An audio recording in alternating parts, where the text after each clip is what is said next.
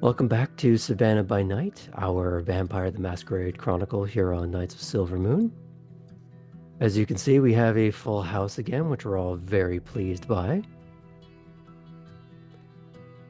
Now, we just had our finale of Age of Myth last night, but that is not entirely the end of the story, as we will be having some epilogue sessions upcoming. Though, in lieu of that, next Tuesday, Dreamy, where are you? You can find me over with our friends at Top Down Tabletop. We're launching a brand new D&D 2024 rule set game called Embers and Arcanum. Come join us for political intrigue. It's gonna be lots of fun. I'm playing a bard for the first time. Just vicious mockery. That's all you gotta do. Exactly. In and out of character. Mm-hmm. Whether or not you get a mechanical benefit, it despoils the soul. And I will drop this as a fun little nugget for the character that I'm playing. Her playlist includes both Hans Zimmer and Doja Cat. Helena's into it. That's on range. That's a unique spectrum. Okay. Outside of that, we of course will be back next week, but Thursday you can catch the ongoing story of the Age series with our Age of Innovation taking place in the Victorian era. And then next Friday, I believe, Martel, correct me if I'm wrong, the Star Wars game is back. I think that is wrong, but I'm not sure. Why does that keep happening? How dare? Why must you turn this stream into a house of lies? Don't know. I just like to. Okay. I'm sorry. More of an apartment of lies. We all rent. Anywho, if there's no other announcements other than we have Sam, what do you got? Just for all of you who've been catching up on the story via YouTube, just so you're all aware, all of the episodes, sessions will have been uploaded to YouTube. Well, they're all uploaded, but they'll have been released on YouTube by this Friday. So at that point, you got a weekend. I think the whole total length spans more than 48 hours, but just spend all of Saturday and Sunday catching up. Don't do anything else. Sleep, you can do that next week. Just catch up on all that happened in the past 18 sessions leading up to this one. You can watch my hair grow and get cut off. Actually, that's the last of the YouTube episodes because we just can't continue because the hair's gone. So. All right. In lieu of any other announcements, I think it's a good time to dive into a vampire story, shall we?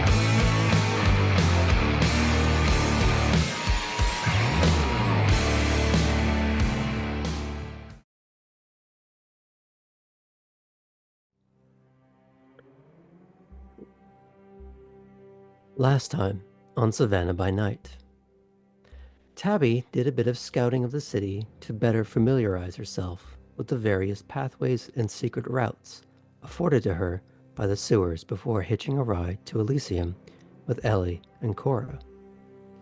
Once there, she was pulled into the potentially criminal confidence of fellow Nosferatu and two Ventru, all of which gave her the impression they might be willing to include her in potential jobs. However, will Tabby remember the stipulation given to her by her primogen? Cora spotted Costello being chatted up by a bombshell blonde, a situation some might just kill for. Yet, he seemed entirely uncomfortable, though it was unclear if it was the topic of conversation or merely his conversation partner.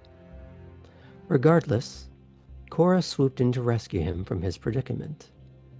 Thanking her, he made himself scarce for the time being. Acting on behalf of their clan's whip, Lewis then delivered to Cora a set of keys and the deed to a home of her very own. Something, perhaps, for her to look forward to at the end of the night. Kate spent some time admiring the cadre of kindred mean girls, of which was populated by important names, titles, and a certain degree of ferocious clout. She soon ran into Belle, though without the cellular calamity from their first encounter. The Malkavian congratulated her on the new job, but was reluctant to discuss much of anything about her own career, and promptly excused herself. Finally, Kate found Nathaniel Innsbruck.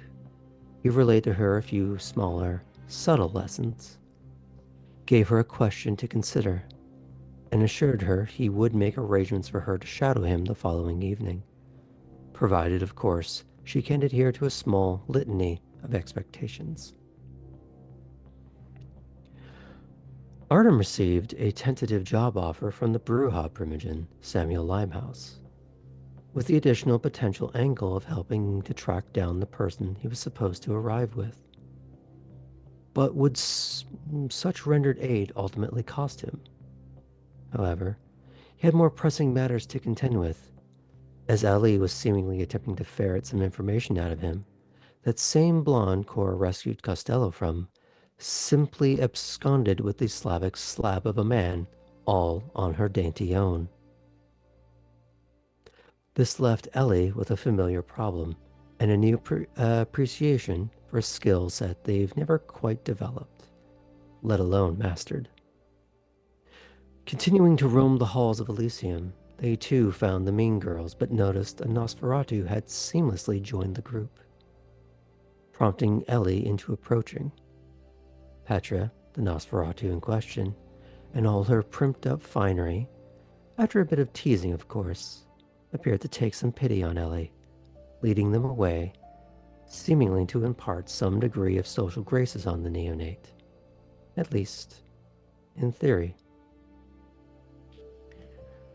But before we get to that, I'm very happy to say, let's catch up with our resident Toreador.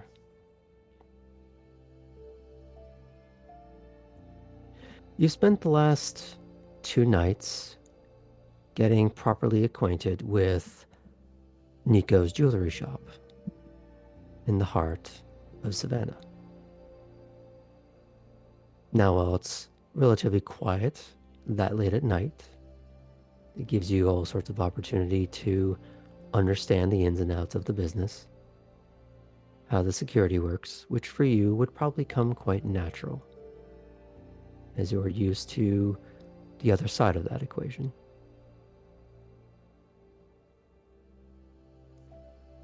However, you've had other things to contend with as well.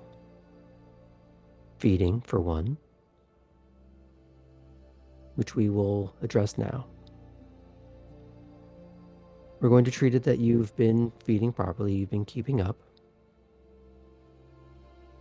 So you were going to take off 1 point of blood, just for simply waking up. Yep. Now, do you have I always forget if it's blush of life or blush of health. I don't, so I usually do another. Okay.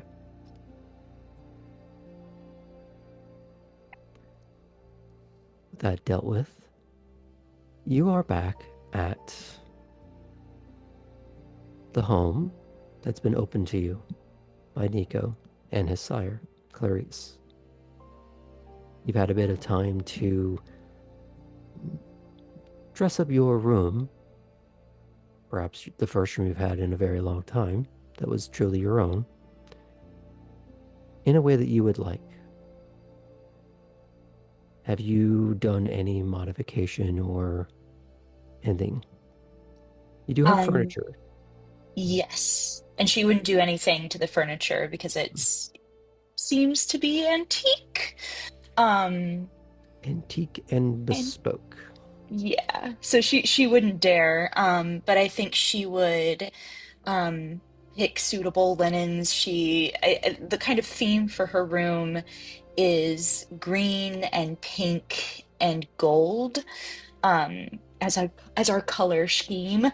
Um, and she's really leaning into textured fabrics at the moment, Hmm. to add a little depth to things. So she got some really thick draperies that she may have even just thrifted and sewn together.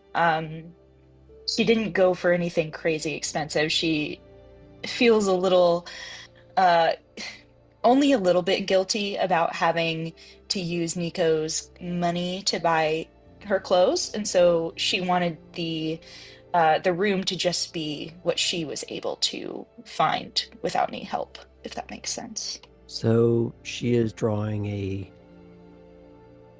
oh, what's the correct word? Not per diem, per noctum? Yes, a pernoctum. Fair. So she has a credit card for outside things, but she's making a point to use her own money for this part of it. Yeah, because she wants the room to feel like it belongs to her, Mm-hmm. because she hasn't had that in a long time. Okay. Fair. Now, you do have thick metal shutters on the windows during the day. The curtains are for aesthetic, of Yeah, course. that's what I figured. Just letting you know Mhm. that the room is safe. Yes. In fact, all the rooms in the house have some manner of shutter, but you have some quiet time to walk around the house. Mhm. Nico isn't there, at least not that you can see.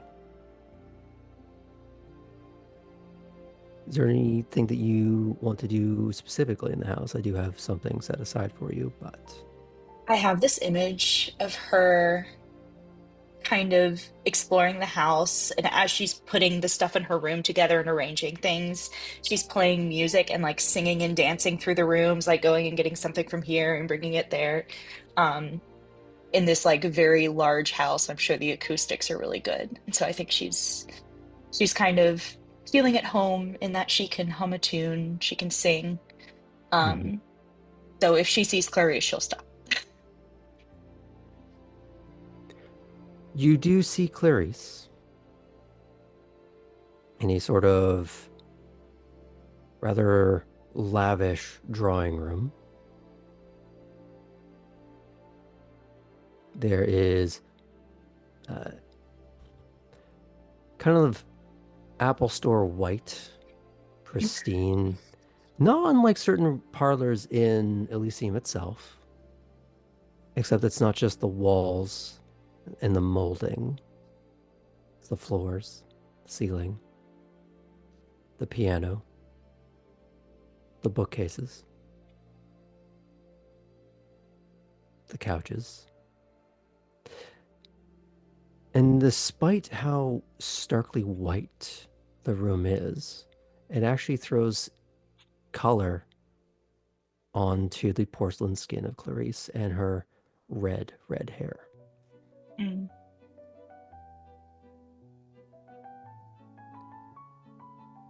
As you're singing to yourself, you do hear a little bit of that piano and it is changing its tune to match whatever you're singing to yourself. Oh no. I think Poppy will peek her head in, but she'll Mm. still kind of sing just a little more pianissimo as she pops her head. I don't care if Monday's blue. And just kind of peeks in.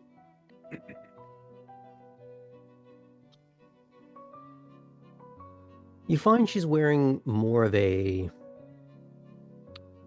sort of silk nightgown, very elegant. It kind of looks like you could wear it out if you wanted to, but seems more like the kind of primpery someone very fancy and elegant wears at home. Like, this is what she looks like when she's dressed down. Right.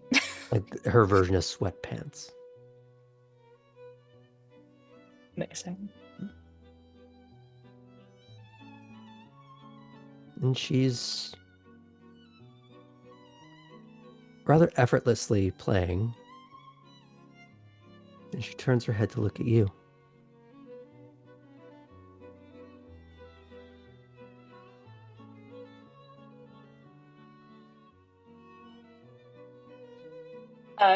Poppy will finish the song.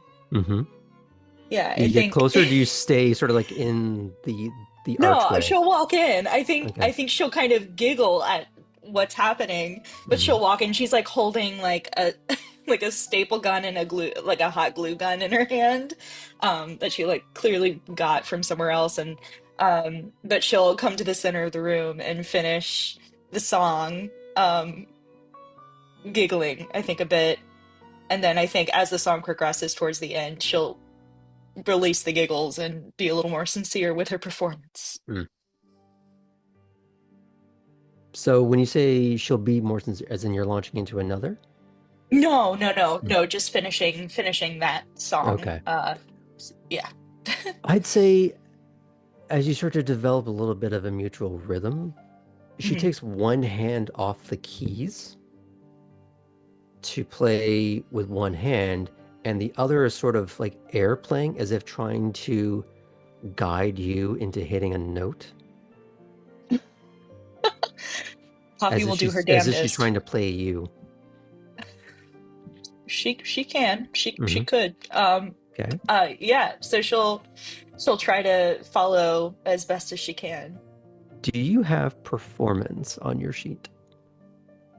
I have 2 dots in performance. Okay. So what would be appropriate to that? Let's go with charisma and performance. I have 4 dots in I don't think we've charisma. actually had a charisma roll so far in the game. I don't recall one. All right. And we're back. Okay. So just a Okay, I difficulty of got 6 or higher. 6 or higher. I got 1, 2, 3, 4, 5 successes, 1, 1. And one of my successes was a 10, which does The 10 would get canceled out by the 1. by the 1. Okay, so that means 4 successes. 4 successes.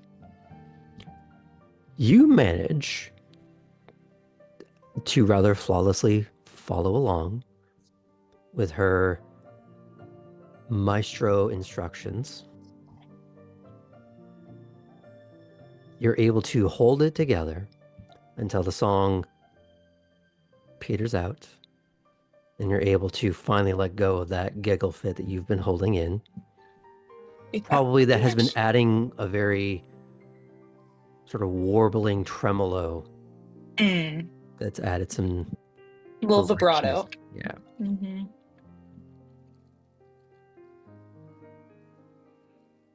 And she just very politely claps. Oh, thank you. And she'll do a big old curtsy, still holding her crafting supplies. Oh. So you can perform. Yes, yes. Well, I mostly grew up dancing, but I did a little singing here and there with my dad in the car. Well, it was quite the show for just someone who sings in the shower, as it were. Well, you provided a good accompaniment. You're really talented. Oh, that's just practice. Mm. If you have enough time, well, they say put 10,000 hours into anything to become an expert. Right. Maybe I should pick up clarinet again. Maybe not. Aim higher. Harp. Electric guitar, sitar. Electric guitar has some nice accompaniment, and she tickles the ivories a little bit.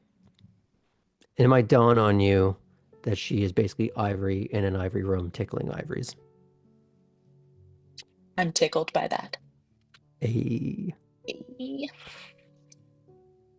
If you were just finding out now that we do puns here, Yeah, there's a lot of it. Is there, I'm sure there is, but like a local orchestra for people like us?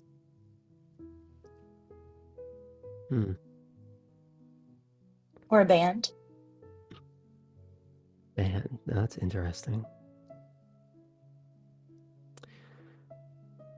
A Malkavian maestro is involved in the show scene, has actually managed to revitalize a certain amount of opera and the performing Opera. arts. Amazing. He's quite often at Elysium, Hmm. at least from what I recall. That's very cool. Hmm. I think I've missed music a little bit recently.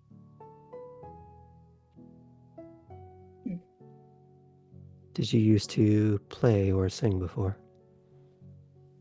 No, but it was always just around.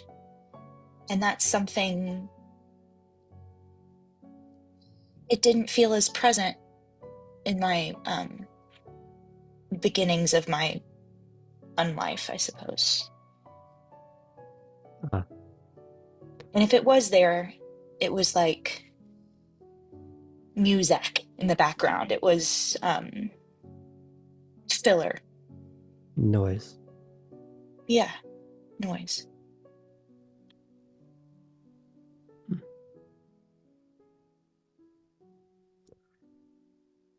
I've come to miss the noise. The mall still has noise, I will say.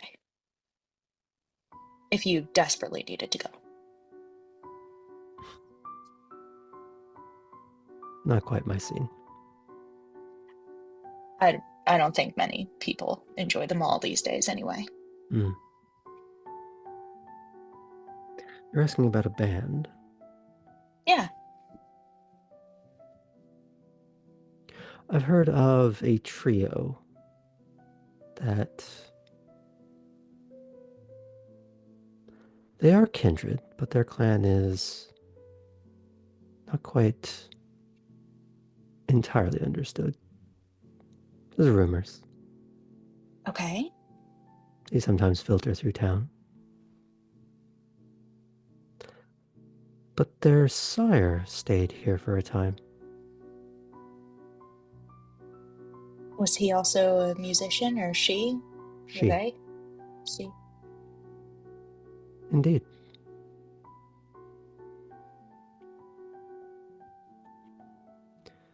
So the key word is was. And stayed here for a time. Went the way of what was that guy's name? Maxwell. Maximilian. I never knew his actual name.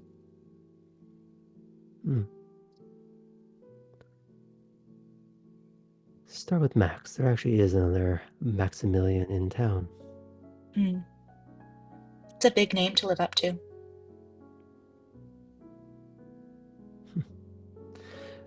From what I saw, the Bruja fell short of the one we already have. Yeah. A head shorter.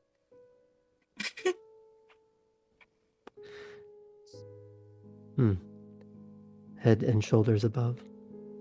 Ooh, excellent.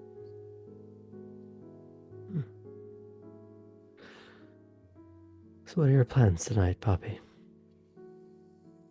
Well, out of character moment. Am I needed at the jewelry store today? You have time to go out. Okay. Okay. Um, she'll You've been seeing in the group chat that people are have been raring to go to Elysium.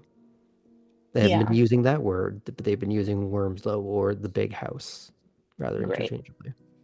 And you did see a The rather cake. the Yes. cake, a rather pert Artem quivering on the shoreline. Um, If he's cold, you're cold. bring him inside and with his gator. Um, crocodile? Gator. Gator. Gator. His emotional Um, support suitcase. They um, call him Samsonite. oh.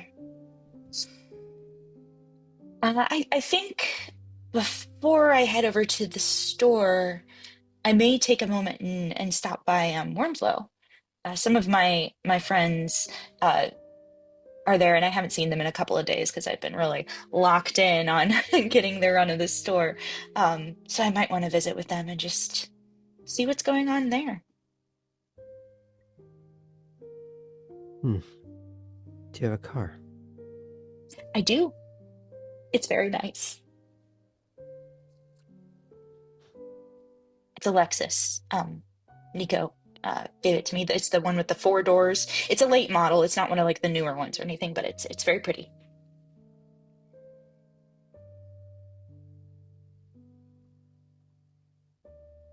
She looks around and she seems to be rather aimlessly tickling the ivories. No particular rhythm or melody. Give me 15 minutes and we'll go in something more appropriate. Ooh, excellent. Poppy will take her accoutrement and head on out and probably change clothes out of the paint splattered situation she has on right now. Okay. So in that time, how does Poppy revitalize herself? I'm really killing this outfit How does today. So she she puts on quicken her this. fashion? Yes. She puts on this, not this necklace. This is total masquerade breaking moment, I think. Or it's too tongue in cheek. I don't know. She doesn't feel brave enough for that yet.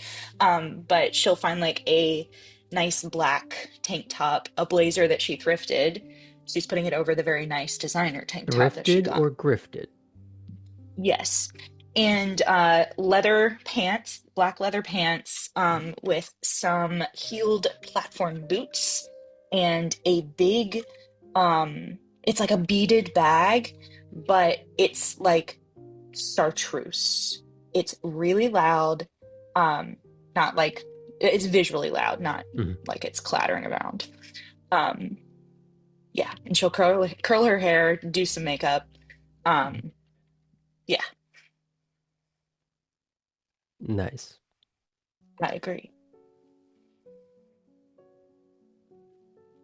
You find back downstairs in that same drawing room. Perhaps it's because of the fact that she is an older toreador.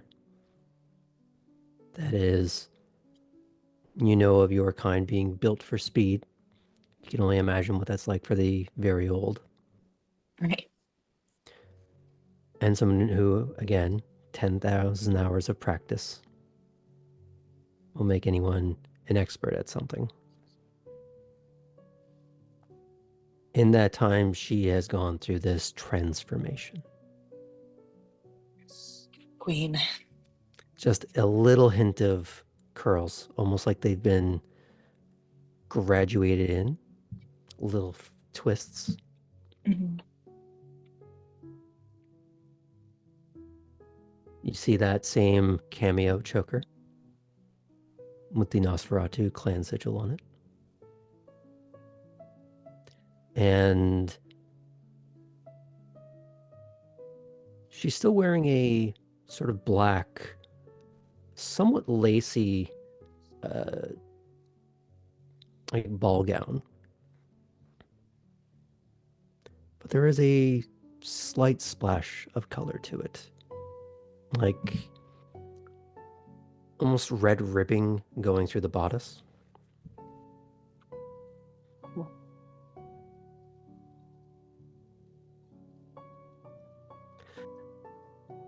And while she does take out a pair of keys, if I were to give you these for tonight,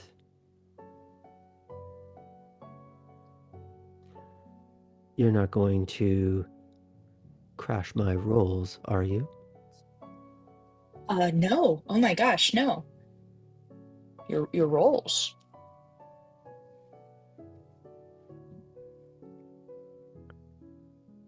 And she just holds out her hand, expecting you to take it. She's slightly shaking, tries to hide it, grabs the keys, Mm-hmm. But going, she's I'm not usually just the holding out the passenger keys. princess. It's like she's expecting you to take her hand. Oh, I see. She'll The also do keys are that. sort of just the excuse of. It's like when someone goes to hand a tip off to an usher, Hmm. but it's like a handshake. It's that sort Yeah, of smoothness to it. amazing. Yeah, so Poppy will do her best to transition the keys and the hand, either giving an arm or Mm. whatever it seems It would like the right become move just an is. arm. Excellent.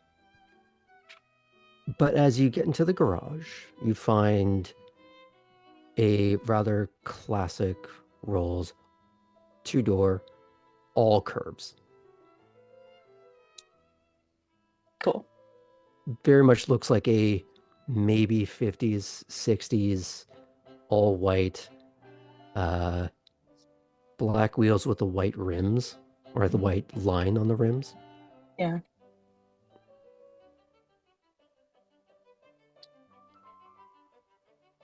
And here's the question.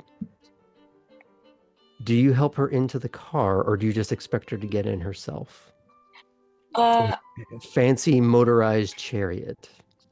I think I think the thing that caught her off guard was the fact that she wanted me to give an arm. And then she was like, oh, I'm the chauffeur right now. Okay, great. And so she'll, offer a hand into the car, open the door for her, do all of that stuff. Um, yes.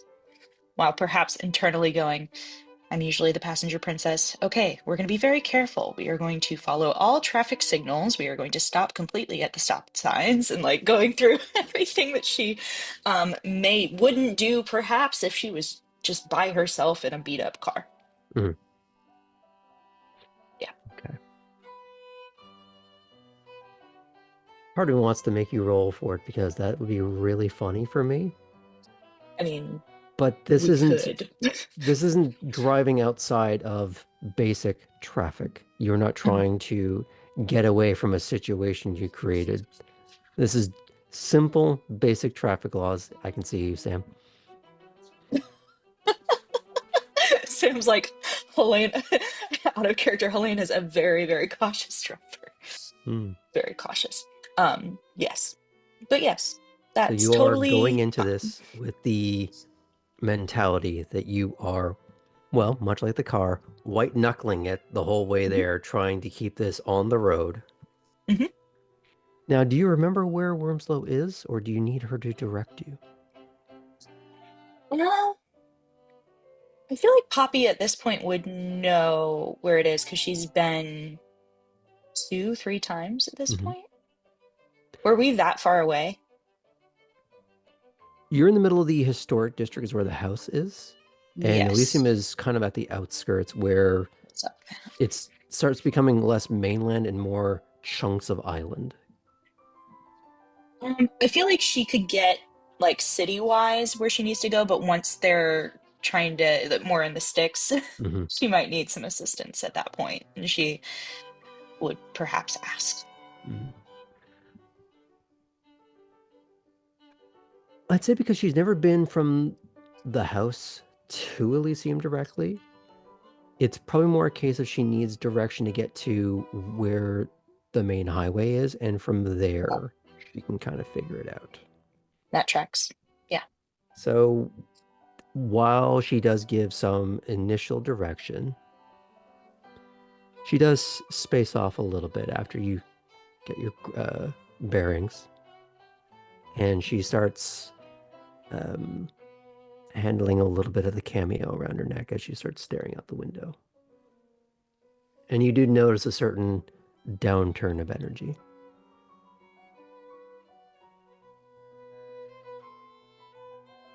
Poppy might, as she's kind of staring out the window, try to put on some music, trying not to find anything that's too um like sad or heartbreaking. Maybe something that's like a little more upbeat. Uh, just because it seems like music's the thing today. Mm. Okay. So you're trying to give her some noise. Yeah, make her Okay. feel a little better. Do you say or ask her anything? Uh, no, I don't think so. I think she'll just put something on and then kind of try to gauge her reaction. Um, yeah.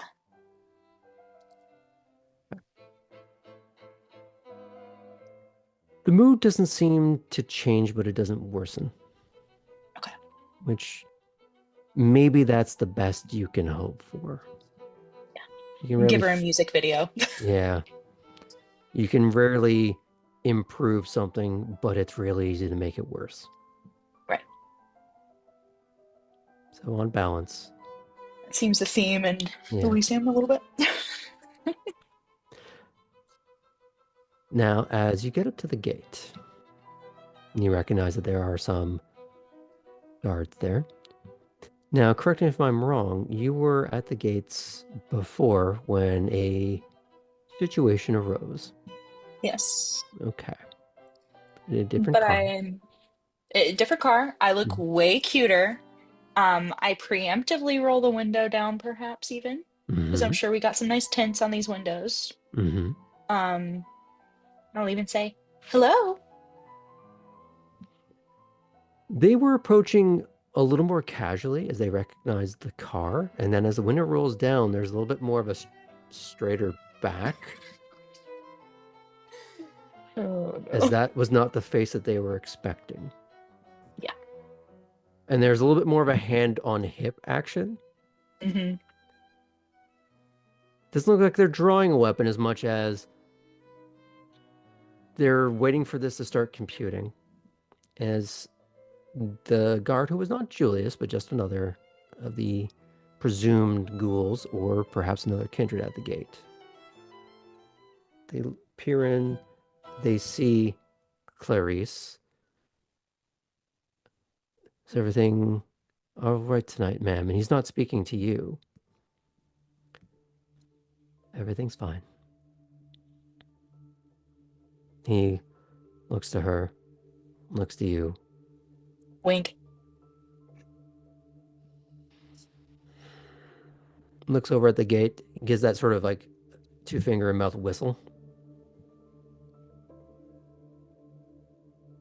And the gate opens. You are waved through. You pass through the moonlit, dappled road, passing by the canopy of trees. And as you get to the sort of impromptu parking lot that is now quite profusely filled with cars. Not as packed as your first night.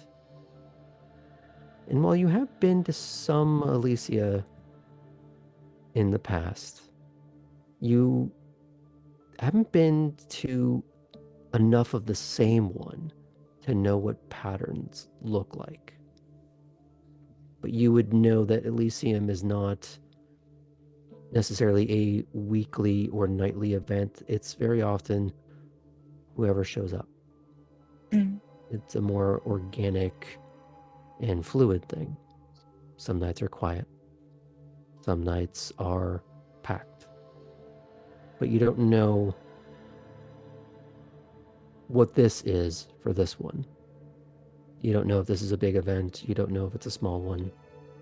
What you know is your first night, it was packed. Your second night, relatively quiet. Or maybe that's just because you were the first ones there because you were just down the street from it. Right. So, selection bias plays against you. Hmm. So you're able to find a parking space. And she does direct you. And it's something that maybe more than most of you, except for Kate probably, would catch on, that those with a certain amount of clout get good parking spaces. Mhm. There's some reserved parking. And while Clarice may not have a title, she seems to have a certain amount of standing and influence still. And as the car wafts into the parking lot, you are guided to a parking space, nearer to the door than most. I'll park and go around to help her out. Mhm. It's right there.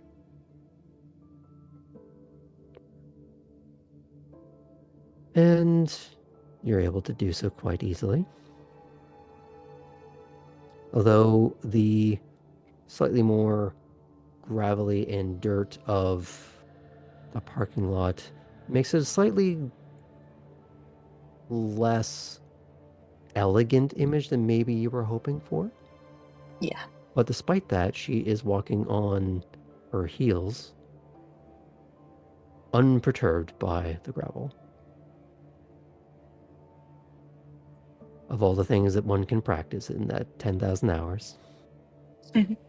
she's had time for this as well. You pass through the doors. Do you say anything to Bruno, or do you leave the poor man be?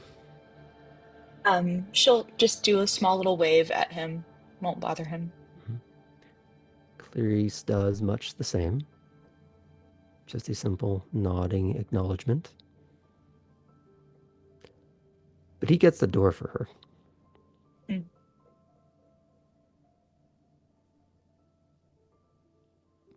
You're escorted through. And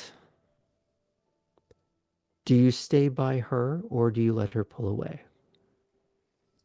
If it seems like she's trying to pull away, I think Poppy will let her do so. Yeah. Okay. Um,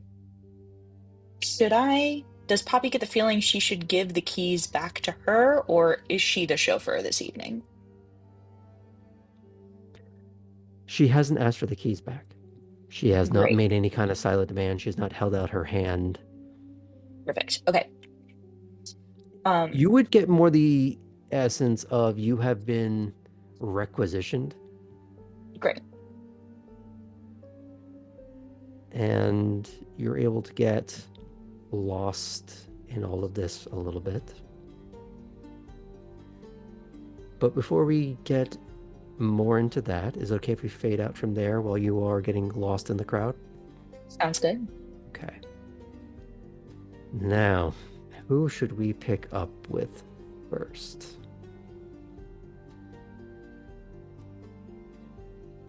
You know what, let's go with Ellie. because that's the reaction I want.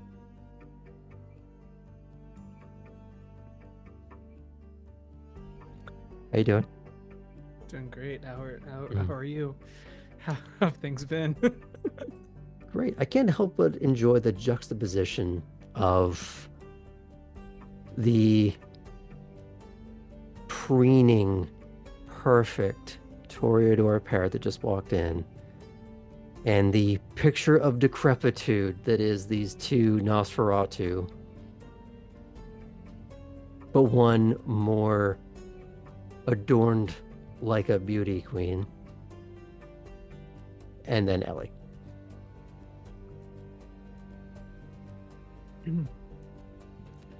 I would take insult if it wasn't completely true. Mm.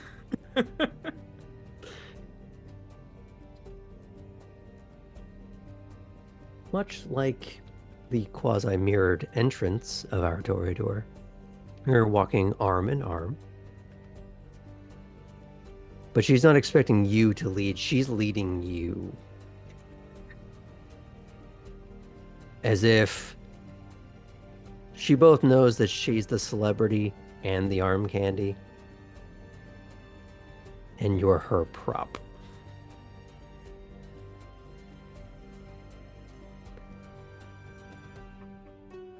Now, Ellie, dear, what's the problem?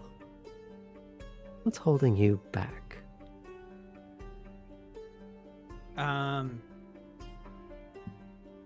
I've my skills been a lot more in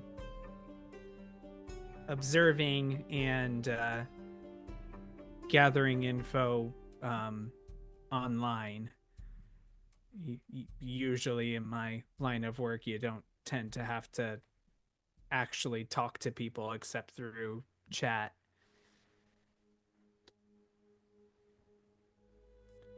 So when I'm being asked to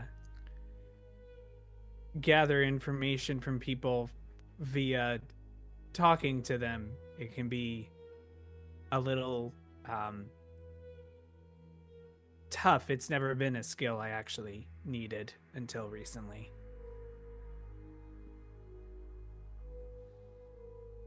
She's looking around the room, well, she's fully listening. She's taking in everything around her.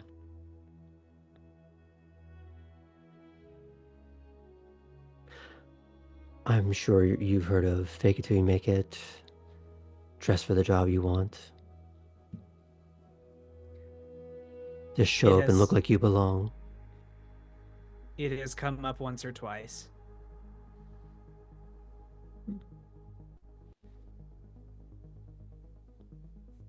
She's going to lead you up the stairs, and not in a quick step. Like she's reaching down with her other hand to rather elegantly pinch and hold up the skirt just a little bit so she doesn't trip as she traipses up the stairs. She's making a show of elegance. That despite her ruined countenance, it hasn't changed anything else.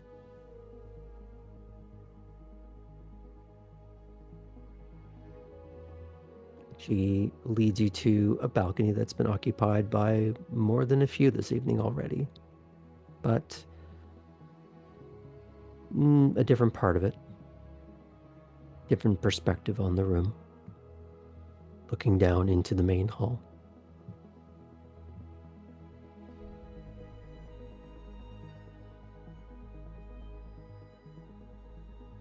Is that what you do? What is it do you think I do? Just in terms of, or maybe that's what you did in terms of faking it until it became the truth.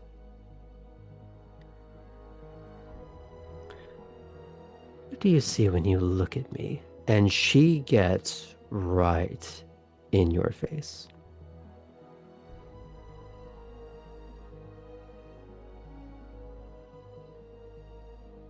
I see one of the few members of our clan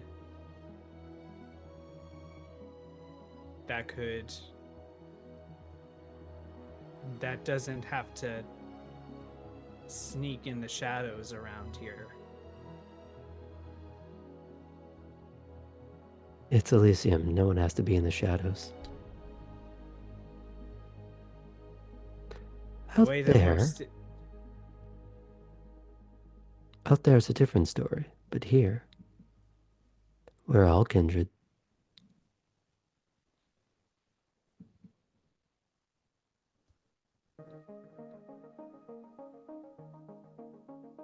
I guess that's something I'm still getting used to in this city.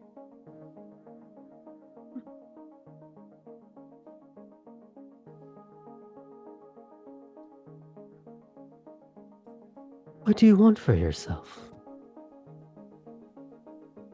It can't all just be chatting online, getting information,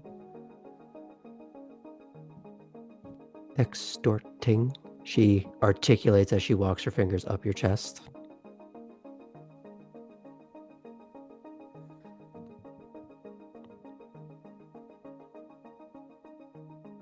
I've always been good at catching people who aren't are acting out of line and finding threats before they become a problem.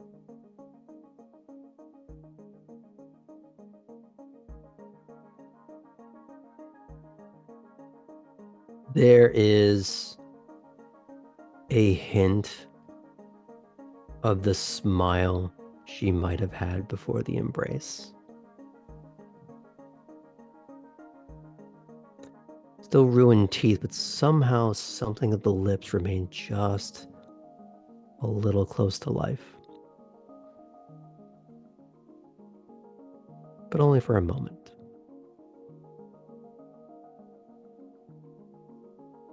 You said what you do, but not what you want.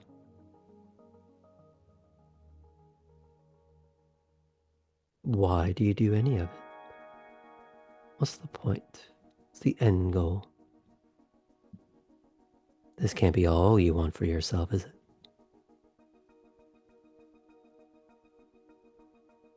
Frittering away your evenings.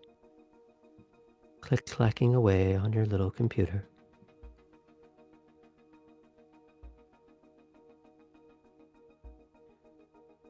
I want to be respected. Ah, now we're getting somewhere. Good. To what end?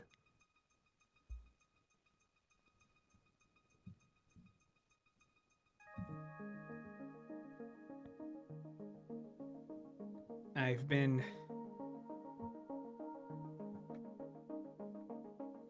an outsider for all of my lives. And have been always underestimated.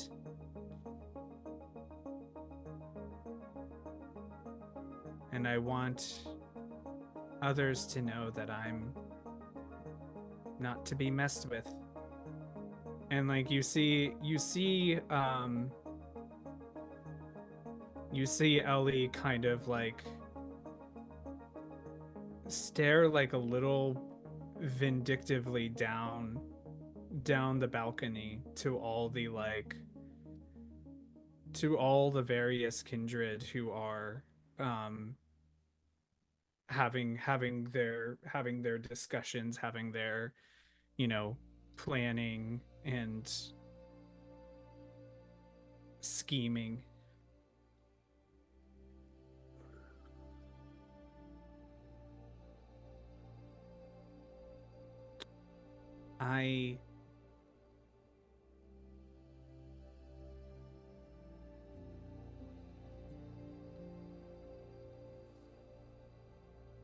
Yes, that's it.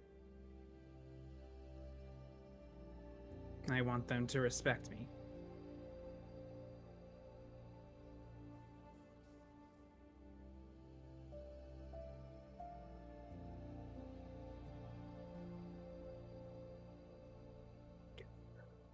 She's going to walk her fingers down your spine as she urges you up against the railing so you can look down at them more carefully.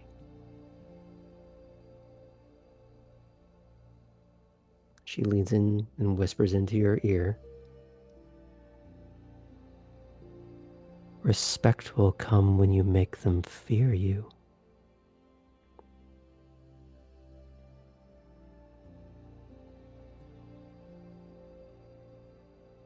Blow up a car or two. Maybe not theirs. One of their ghouls, blood dolls. Let them know you can reach out and touch one of them at will. They may not like you. They may even hate you and wish to do you ill. But they'll respect your power.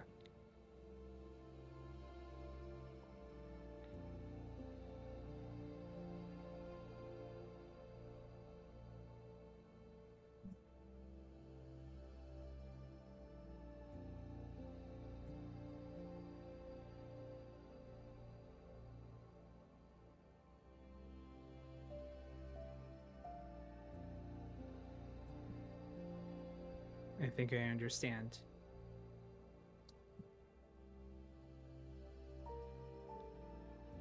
You don't, but you will. One way or the other.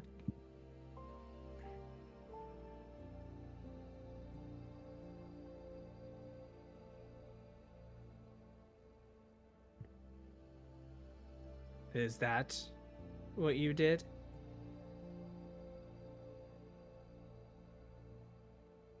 No, honey, we're just getting to know each other. Fair.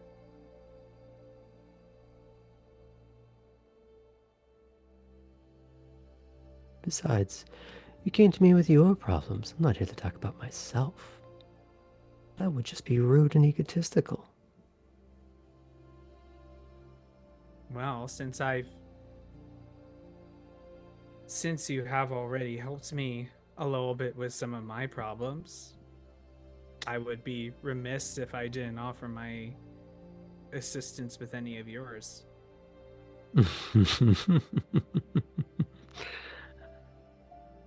Oh, isn't that precious?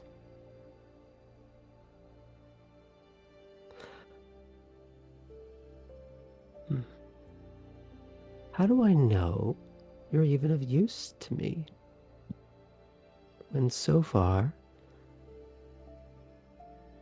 I'm the only person you've come up and talked to. And that's because you think we go to the same school.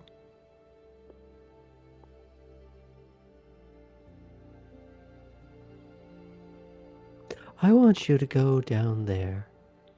Find someone you would never talk to. Have nothing to gain from it.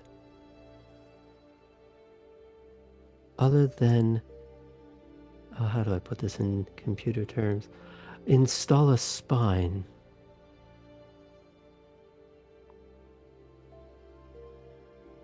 I'm getting just shock gasps in stereo over here.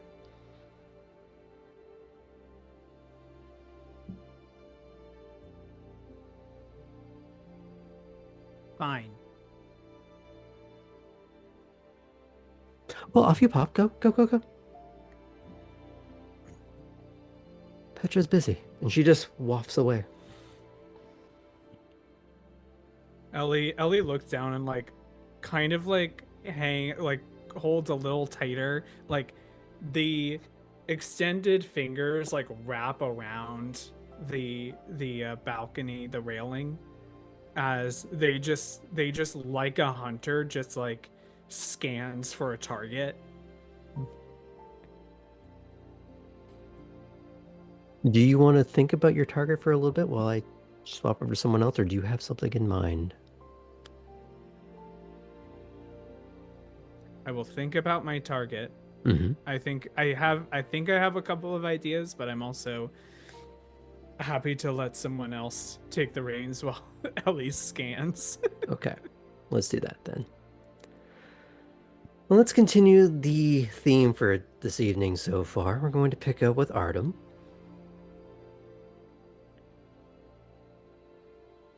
Howdy. So you are locked arm with Yvette. No. You're the kind of guy that women go after so that they will always have a hip to cry on because you're a giant. So she has her arm rather comfortably around or trying to get around your waist. You're basically a redwood tree with legs.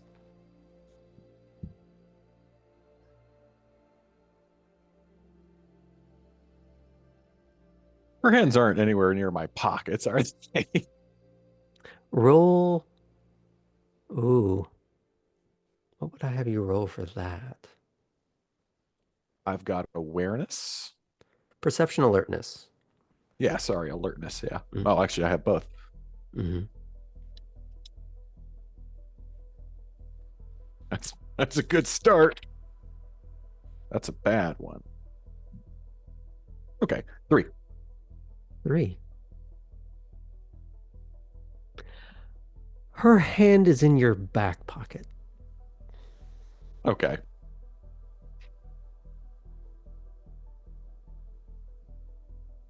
She might not be in the group chat, but she knows about the cake.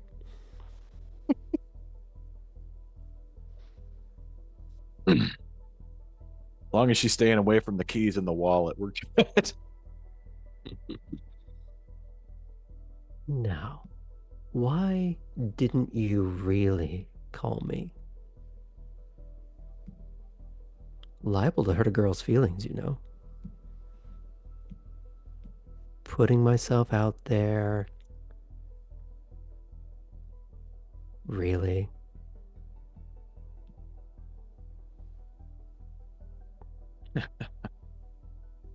Had a pretty disruptive couple of days. Mm-hmm.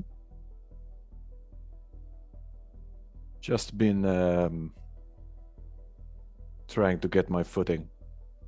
New city, new country. You know. Oh, it sounds like you need someone to show you around. Are you offering?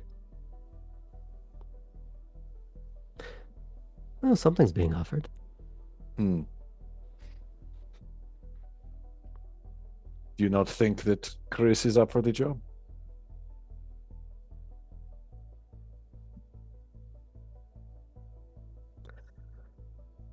What places does Chris go?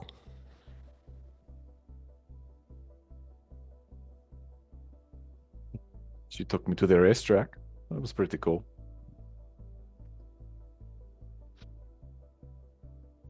Oh, well, I can assure you, I provide a much better show at the racetrack. Do you? And she sort of slinks out and away from you, wrists clasped behind her back as she's walking backwards, letting you see the full show a little bit. Mm-hmm.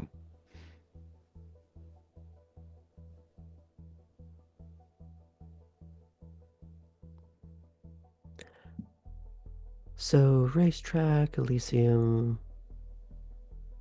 Is that it? Quite the tour guide. He showed me some very nice outdoor locations. One would expect.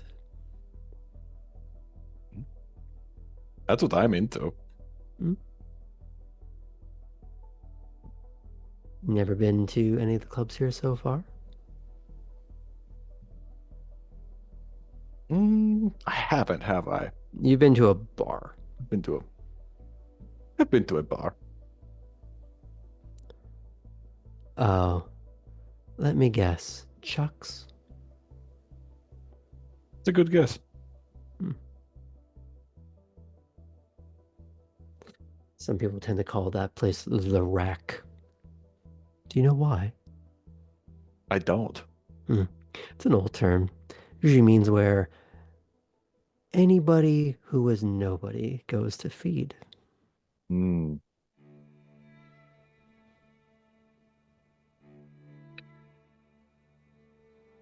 Well, you don't make it sound that great, but I am sort of trying to be nobody right now, so maybe that's exactly what I should be. Maybe. And she stops in her steps for you to catch up a little bit, and then she takes that last 2 steps forward. So that she's not just looking up, she's looking straight at the chest, and the eyes look up. We could go somewhere nicer later. Expand that palette so you can actually judge.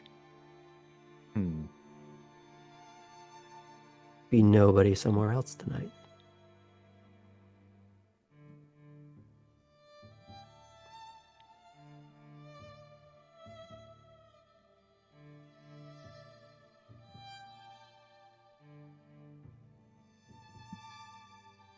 Tonight I'd like to.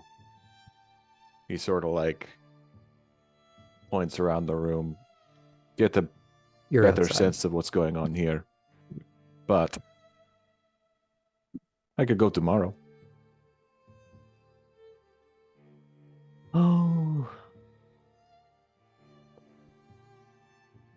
Text me tomorrow. Better Okay. yet, text me right now.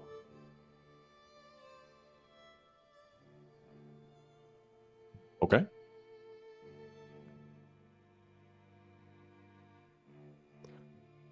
And she turns and she's still doing that wrist clasp kind of thing. So you're just getting like the full nape, bare shoulders, trying to provide an appetizing view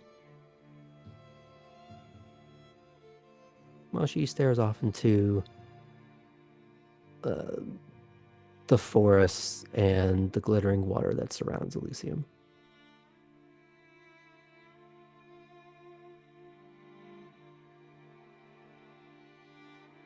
So do you actually send her a text, or do you...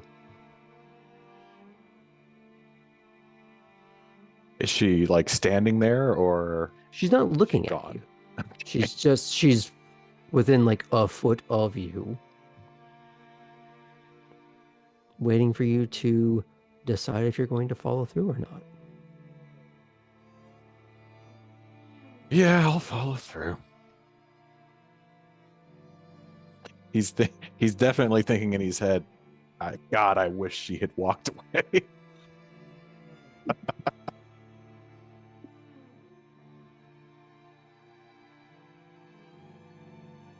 You hear a little chirp sound, and you don't know where it's coming from on her. But she produces her phone. What did you actually send her?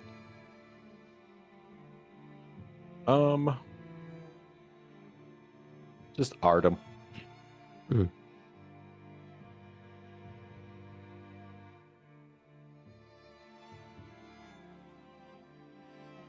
Can't see her expression, but she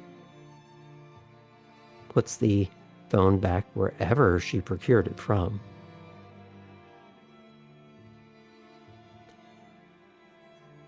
Well, now, that'll have to do. See me back inside, won't you? And she holds out her arm for you to take. Sure.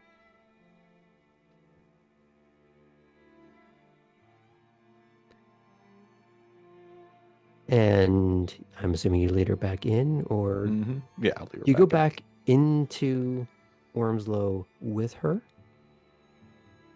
Or do you just sort of see her to the door and then run screaming into the night? I'll see her to the door. Maybe not run screaming into the night, but I'll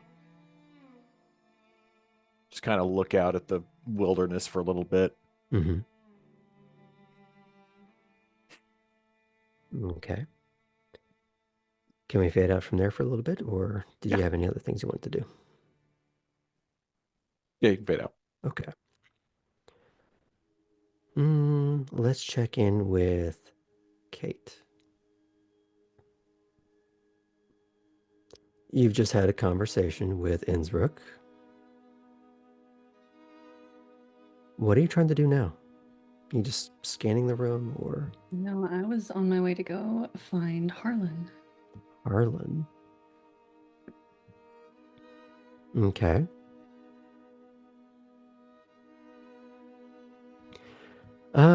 You find Harlan and Chris, and he's talking to a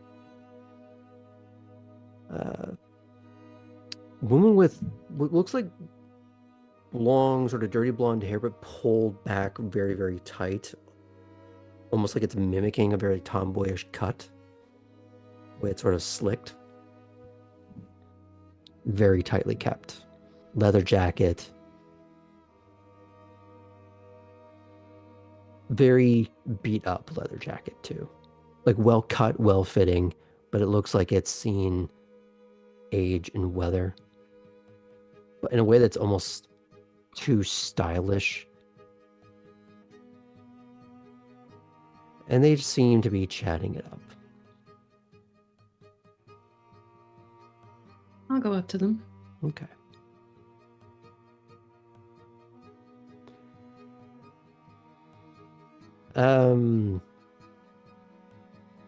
Harlan is the first to acknowledge you because he sees you over their shoulder as Chris is standing next to him.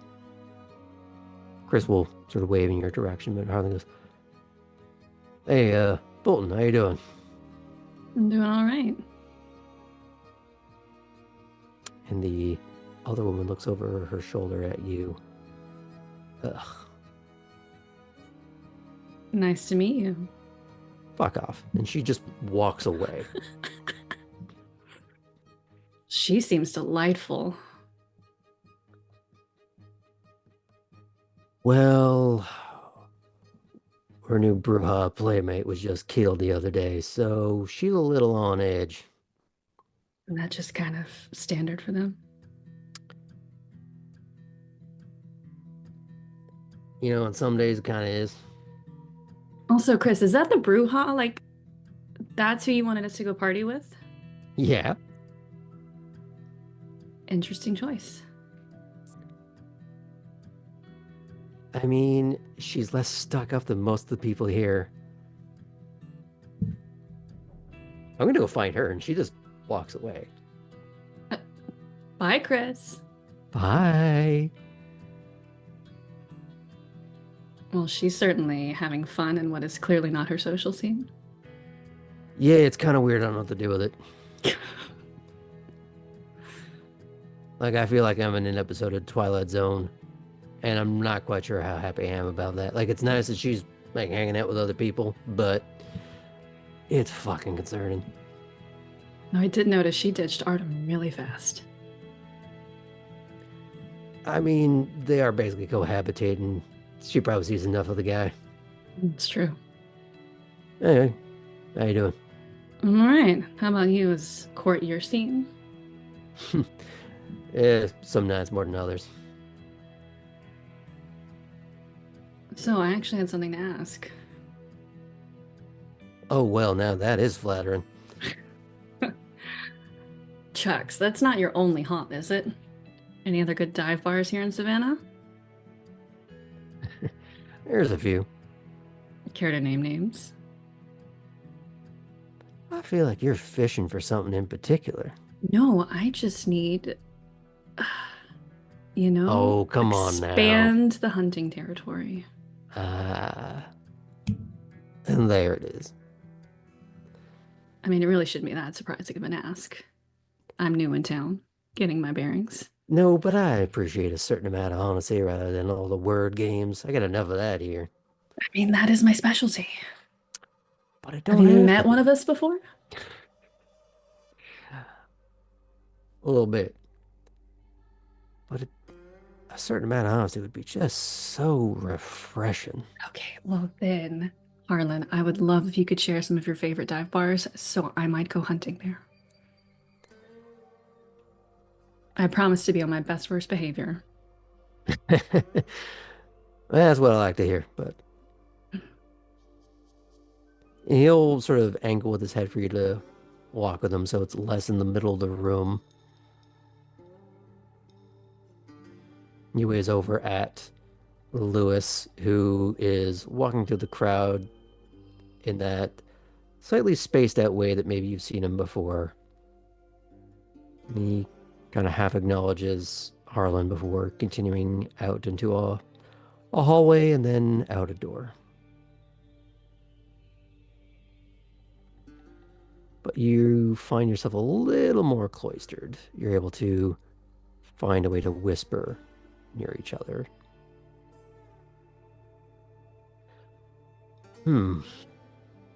Now, giving you some of my locations might give people a hint about what sort of things this particular blue blood's into. That is a guessing game. That's quite a risk to participate in, isn't it? Kindred life is nothing but risk. But yeah, I could give you a few. Be much appreciated. But maybe I'd like a consideration or two floated my direction at some point as well. Naturally. Nothing major. I don't got Nothing comes free here. No, of course not. But I ain't gonna rake you over the coals for nothing. Just a small hint now and again, commensurate with the ones that I give you. All right. And there is a list of bars I do have in one of my documents that I will You have just to send me find for later. you. Yeah, so he will give you a few names. Mhm. He'll give you like some areas of town. Like he'll describe some of them. Some of them are too far from River Street itself. There's other hole in the wall places. There's places who are trying to match the aesthetic of hole in the wall places, but are more gentrified emulations of a hole in the wall bar, which maybe that's what you're into. The facade, because you might find some hipstery people there that's why they're going in the first place. They all got stuck with the mustache on the finger in 2012, and Just permanently glued. Some sound more collegey. Some are... He gives you a few classier ones as well. Because he's still looking at the venture going, this is a bit of a trick, this is a bit of a trap. She's looking for something else in particular. So he's casting a wider net, trying to see what really gets your attention. You said dive bar. I'm going to try to keep a pretty solid mask up. Okay. Let's have you roll manipulation and subterfuge. Okay.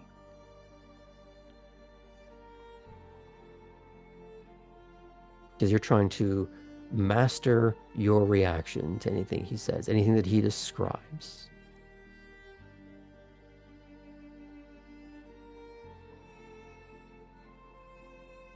Five successes. Nice. Well done. Kate is built for court, y'all. Just He none of it does- involves Chris. She just peers in from off camera. Your successes start dwindling down. But as you are listening and maybe asking a few questions. You are dancing around, maybe not a specific point, but intentionally dancing around points that you have no interest in order to throw off the scent. You have created too wide of a net. So you have information that you can start acting on your own, and you've given him, as far as you know, nothing actionable.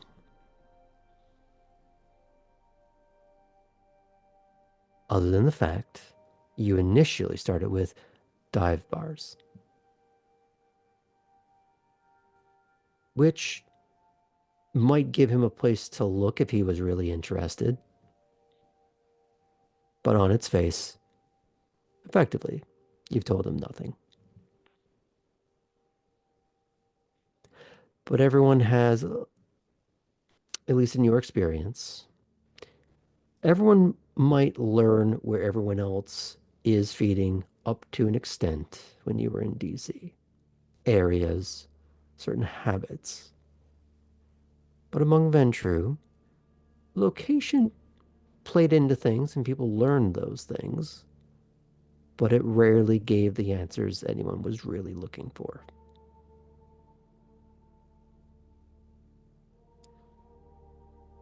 So unless he has a way to burn down that haystack, he's not quite ready to find that needle just yet. Is there Hey, anything else you want? Harlan, I knew you were the one to ask. I'll do what I can. But I hope this goes both ways. I said I would. Yeah. You'll live to see it. Anything else you need from me? And speaking of Artem, you haven't seen him, have you? He's not off like hiding in the woods, is he? I haven't seen him. I saw Chris giving the finger to somebody earlier. I thought that might have been him, but There's a good chance. if if I see him, you want me to send you a message or what? I'm just checking in. I'm interested to see just how utterly miserable he is here tonight. Call it a morbid curiosity. Yeah, there's a bit of that goes around here. All right. Catch up with you in a bit. Later. I gotta go see where the hell Chris got up to. So he'll wander off to try and find whatever mess that is now. We're gonna just swivel the camera over to wherever Tabby is in this scene. What have you been doing? Who did you last talk to? Tabby most recently was talking to that group. Right. You were talking to Matthias and Lila, who've absconded from the group, leaving you Yes. with Lila. Fitz and Edward. But as that Yes. conversation's Wasn't petered out, Lila there too? she had left. Oh, she with left, yeah. Matthias. So it left you with those two. And while the conversation had petered out, you did get Edward's number if you hadn't already. The conversation, I don't think resolved. I believe it was, the discussion was there might be an opportunity for something, and they might need Tabby or someone of similar skill or value. It had ended with Edward making sure you had his number. Yeah. And they would check in with you at some point if and when they wanted your services. Gotcha. So you are a conversational free agent at the moment. Cool.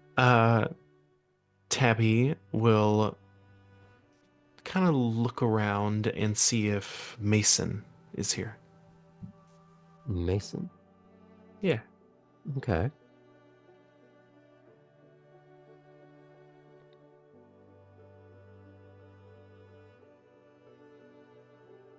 You see him talking with the one you came to know as the Seneschal. Mm-hmm.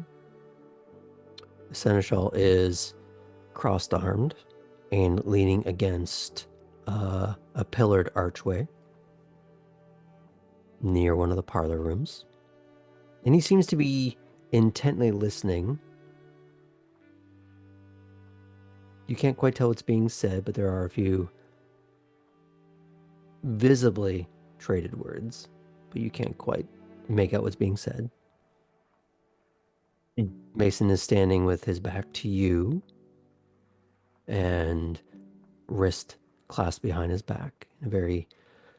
Both are very dignified monsters at the moment. Tabby considers engaging with him and decides to. Okay. She will approach reverently, kind of Mhm. hands behind back, as if she were a student about to recite something. You hear some muffled but definite tone shift from Alden, which prompts Mason to turn around, or at least just look over his shoulder at you. And because of the almost crepe paper plaster skin that he has, and you're only seeing one side of his face, the eye roll in your direction seems unnatural.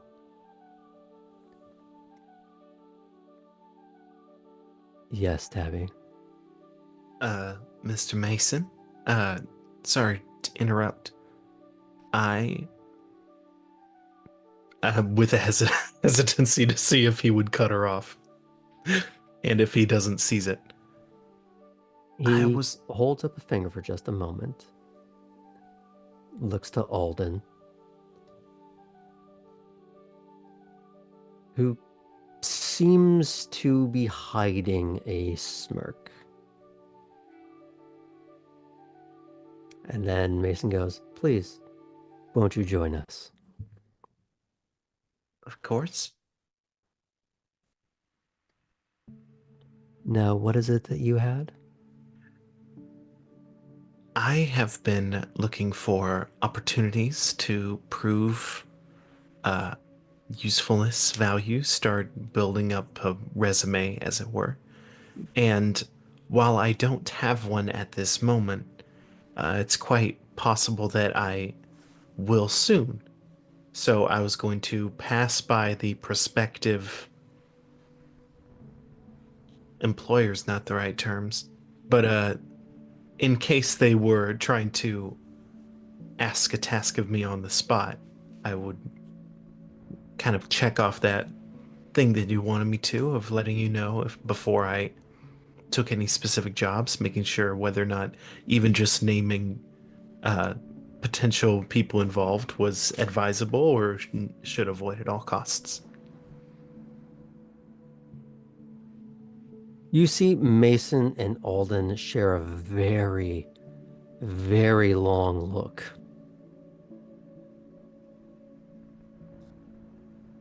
Before the Seneschal goes, "I can see you have your work cut out for you." And he gives a little gracious or graceful nod to Mason and steps away from the scene.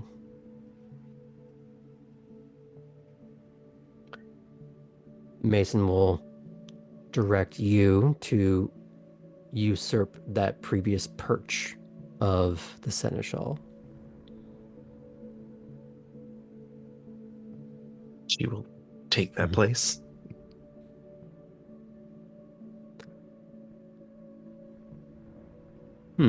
Mixed bag there.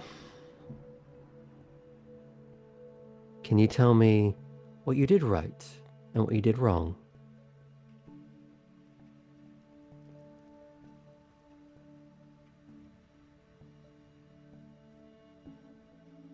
Uh, I didn't out anyone. Good. That's good.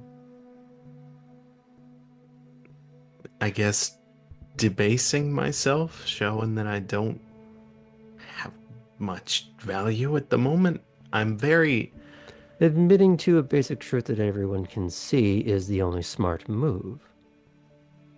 Acting as if you are above your station when everyone knows otherwise is a good way to get your head removed. So no, you did fine.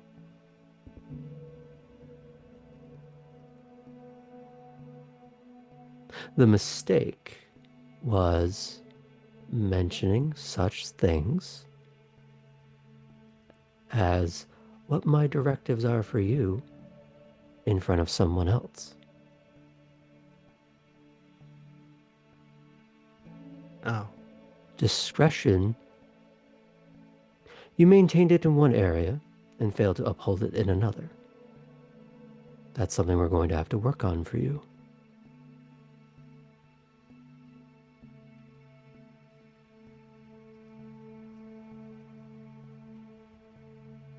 sorry, sir. I do not. This has nothing to do with an apology, because that won't change anything. It's for you to understand how loose lips sink more than ships. We are a clan that trades in secrets.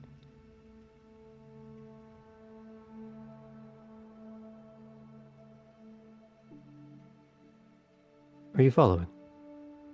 I do, sir. I want to garner those that are useful to myself and to us as a clan. I don't.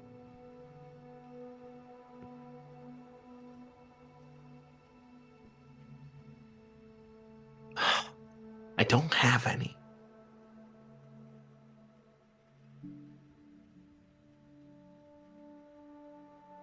And of course, there's the possible thing of just starting to tail people and start trying to, like a journalist, start trying to find out facts about them.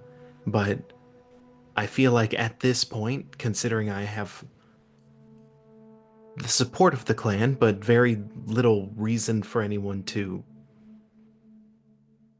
go out of their way for me, I feel like it'd be very easy for them to turn around and be like, ah, a tail, snap my neck, and then be fine at Elysium the next day. Yes. So I know that I'm doing horribly. I've been doing horribly ever since I got here. I'm trying to find a basis, and I know I'm not good at the secrets thing. I apologize. I know you're not looking for apologies. I'm saying it.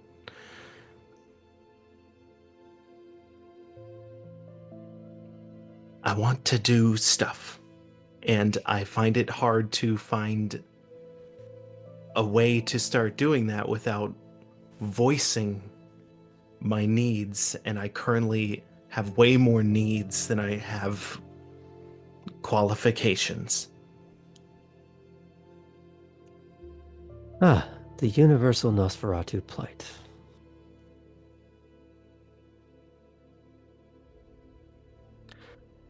We all start in the same way. But perhaps this hitting of rock bottom will give you the bounce that you need.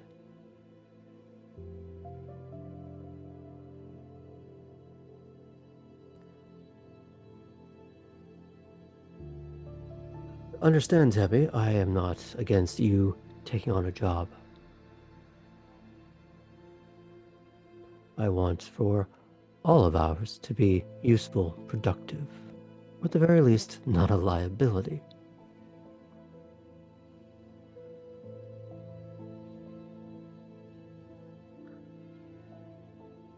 So, you mentioning to me, I have a potential job. That is fine. That is what I told you to do. Your mistake was mentioning such things in front of others, instead of waiting for either myself to be alone or asking if I could speak with you, sir, privately.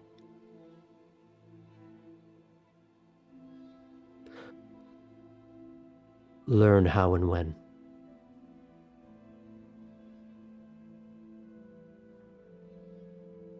Because as far as I know, that's 2 instances of indiscretion since you've been here.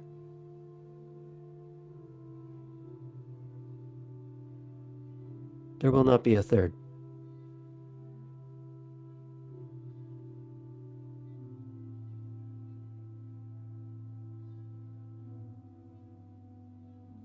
Now, what is this job?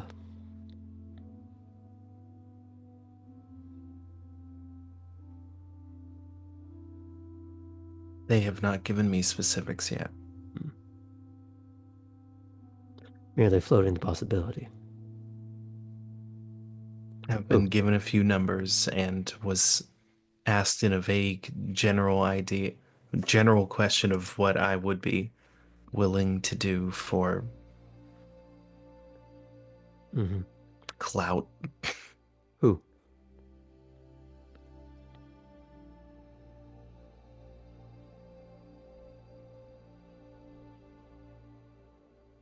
Is it an indiscretion to mention them here? Not to me.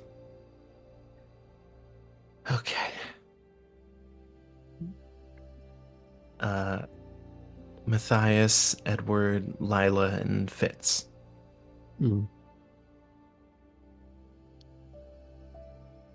All effective cobs in the criminal enterprises of their choosing.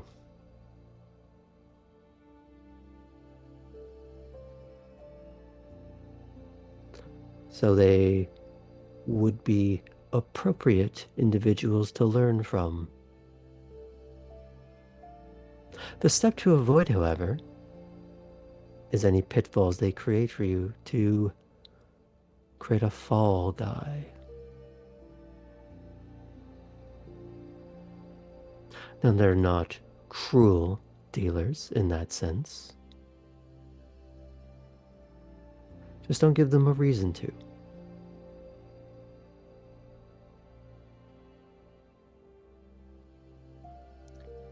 But don't agree to anything. Just start getting details. Judge what the task is, the risk of it, the outcomes, before you do it.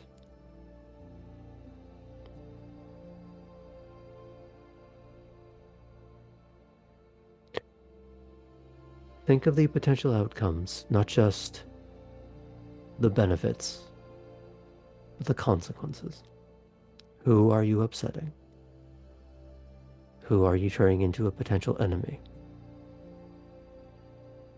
What future complications are you generating for yourself for the short-term gain?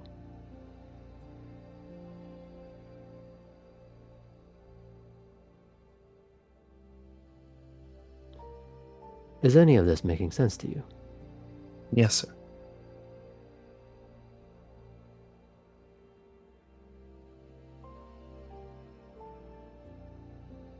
Run along. She will turn and go.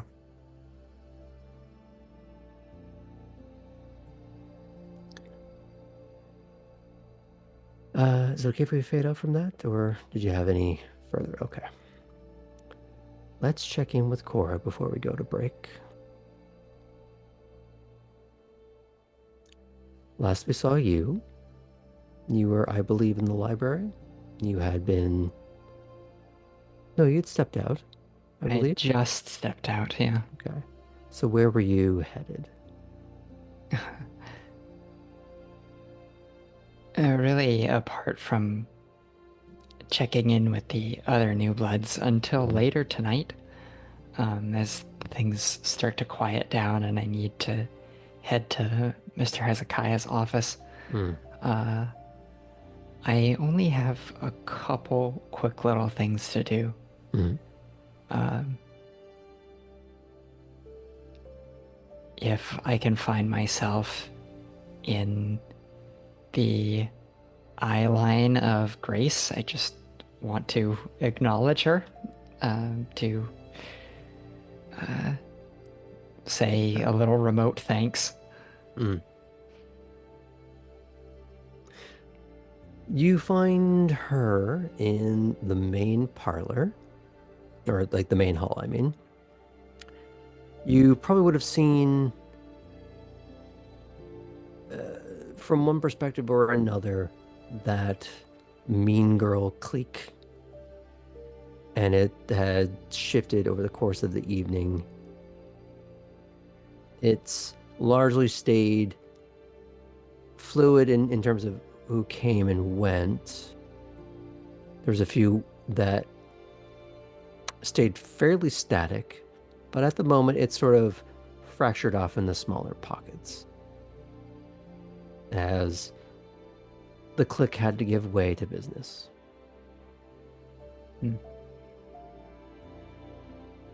You see her discussing with someone else who is very well put together. Dark hair, glasses, like pencil skirt suit. Huh. Very ramrod posture.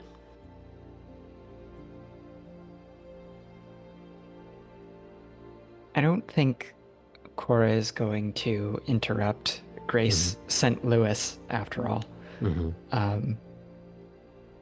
But rather, just as they're speaking, just sort of pass by and give her a quick little motion. And that's it. Okay. She will raise a not wine glass as you pass by. Give a little graceful nod.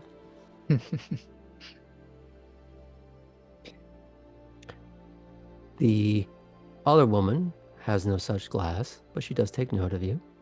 There's a polite nod. Oh. But I I'm am assuming curious. Okay. Do you keep walking, or do you try to gravitate in?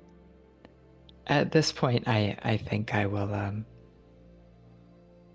continue walking unless one of them calls me over. It's not my business tonight. You do have one little item of business to take care of. I do. The license plates. Which is what I mentioned. I was waiting kind of more towards the end of the night to do, since that was my appointed time for that. And Cora lived in Germany for a long time. So you said that it would be ready by the end of the night, but you still had to drop off your plates.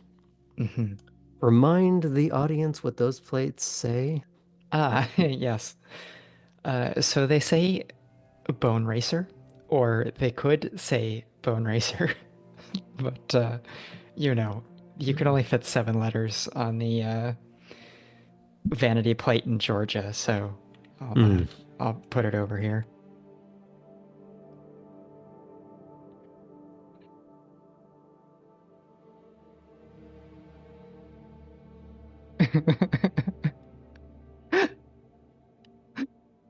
Delightful.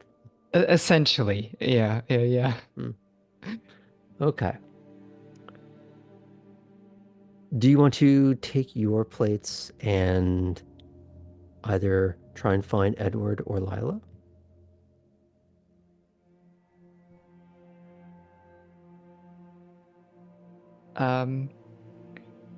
Sure. I'm gonna keep a lookout for Olivia as well, just because I need a little brief interaction with her if I can find her.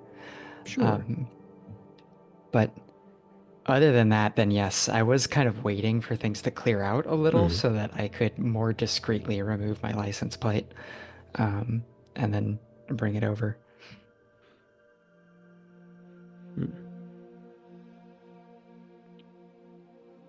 You find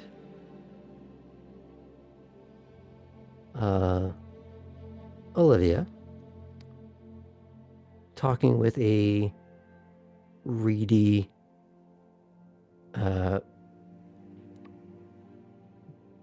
short blonde hair, blonde beard, kind of reedy looking, little unassuming. And she sees you, and she gives a little wave, but in a way that's welcoming.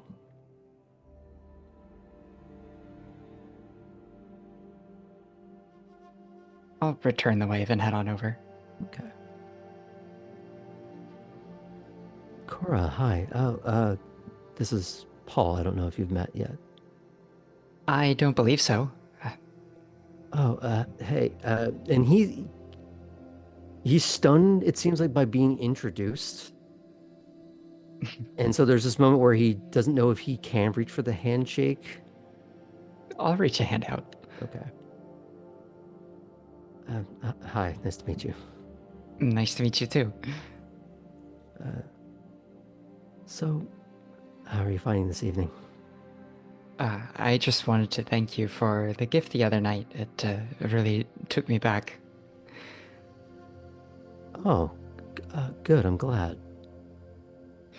Yeah, it's really something. I don't know how much of it was you and how much of it was me, but it was something special.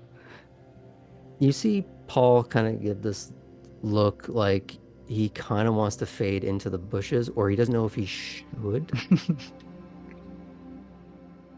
And she puts a hand on his upper arm, and it's okay. You know those, like, she's looking to him for a moment. Do you know those blue hibiscus flowers that I've been cultivating? Oh, yeah. Oh. And without really thinking about it, people are like, what did you see? She kind of laughs and she just pats his arm, but she does look to you for an answer. I'll ask him one in return first. Um, have you tried them out yourself? Uh, yeah, once.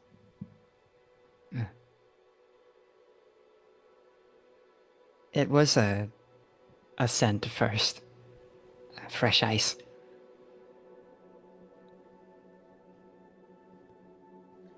While it's him that asked the question, she's the one giving a sort of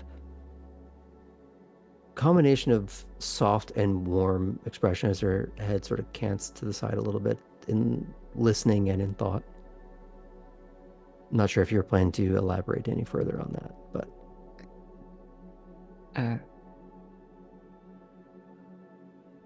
And then a moment with someone who was pretty special to me.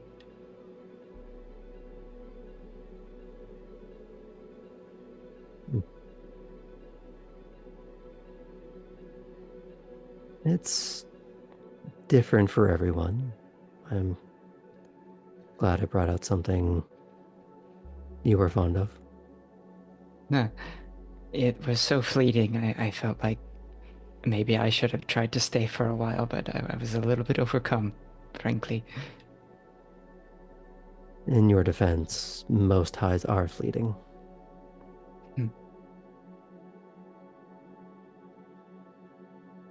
Well, I do appreciate it. I don't know what all the opportunities I'll get. I'm finding I'm starting to become a little booked, and I am finally moving out, so.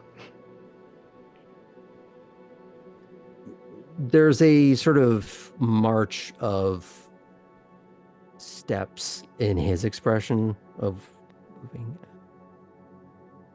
Oh, right, the cottage.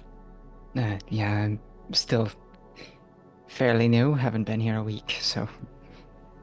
You'll have to excuse him. Tremere, new Tremere, anyways, typically don't stay at the cottage. Yeah, Oh, we all go to the Chantry day one. you have a dormitory situation. At least the start. That sounds nice. It's good they take care of you in that way. And he gets a little bit of that middle distance stare for a moment. Yeah, they take care of us. Are you a horticulturist too, then?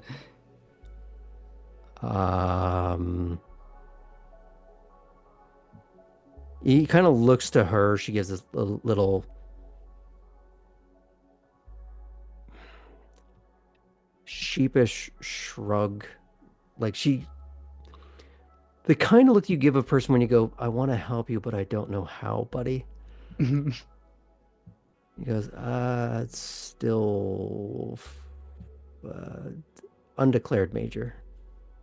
Well, me too, I suppose so. Yeah. But you're getting along okay here. I think so, yeah. Getting along with people like us anyway. I mean, the big wigs don't pay me much attention, but I seem to like the common people. When you do say the big wigs, there's a brief flash where he's actually sort of like looking around the room for a moment. Interesting. Mhm. Am I able to follow his eyes? Does he look at anybody in particular? You can't see who he's looking at as much as you get the impression he's looking for someone in particular.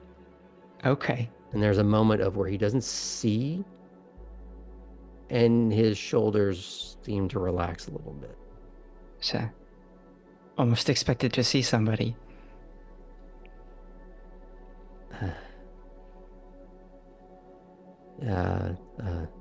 A bit. And as you are saying that, you see a man in a longer coat, slightly longer hair, angular features. Very much whenever he looks at you or anything else, he looks like he's peering through it. He's not looking at the person as much as the constituent components of you. Wild. Would I surmise that he is actively using aspects like I was earlier, or is this more of a scientific sort of This is analysis? more of a demeanor. Got it. Next to him is a woman that's maybe about 5'5", 5'6", in heels, like boot heels, silver gray trousers and matching vest, gold pocket watch hanging off the vest, white blouse, graying, almost silver hair. Cool. Paul, honey, the old woman says. And the man goes, sorry to interrupt, but we do have something to get to. Oh, yeah, of course. Nice to meet you. And nice to meet you too, Paul. He kind of sheepishly turns around, but that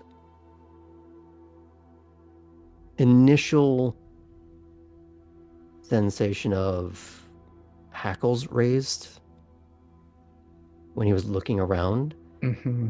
don't seem to match who has shown up. Okay. Curious. Like, it seems more relief.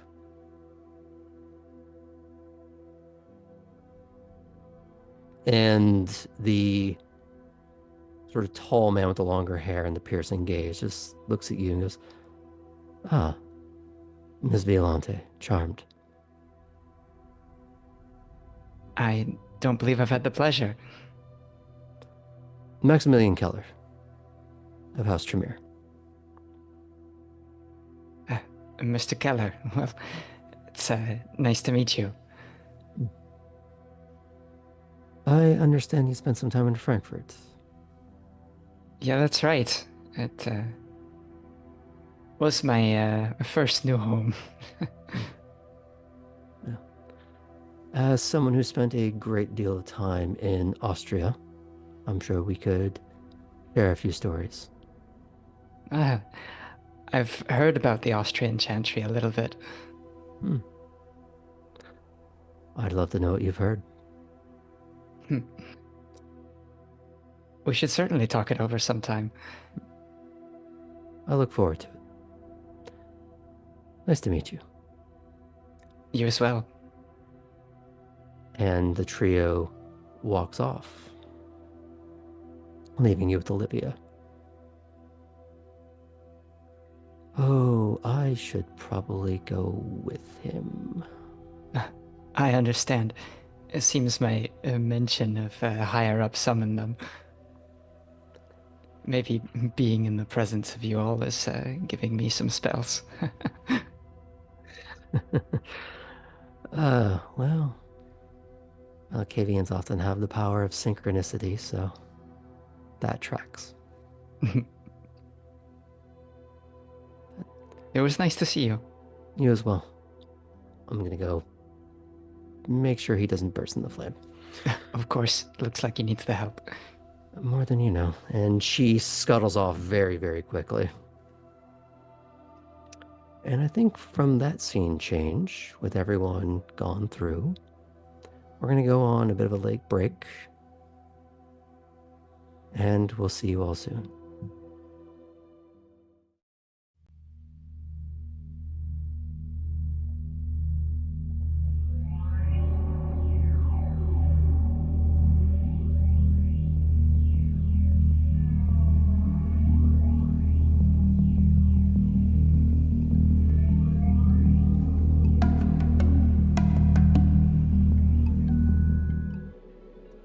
And welcome back to Savannah by Night, where some of our neonates are finding out the treacherous minefield that is Elysium and Court.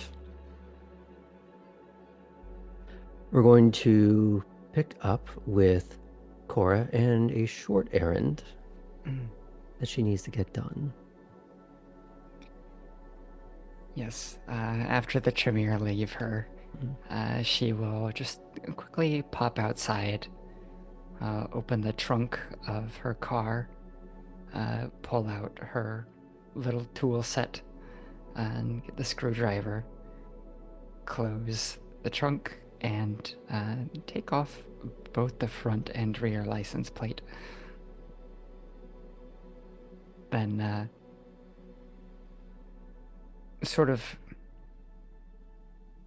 stow them in that like inner lining portion of her coat that it has the like extra deep, not really supposed to be a pocket but can act as a pocket, and slide that in there, and head over to the office that she and the New Bloods met Lila and Ed for the first time. Now, do you send either of them a text that you're going up there? I know I'm a little bit early. And Lila said to leave it with Ed. So I guess I'll send him the heads up. You'll notice something. She's never called him Ed. Oh yeah, I'm using that as shorthand I'm just to just- talk between us. Just making sure. Yeah. Venture tend to be very particular about names. Don't worry, he'll be Mr. Hezekiah when I speak to him. Okay.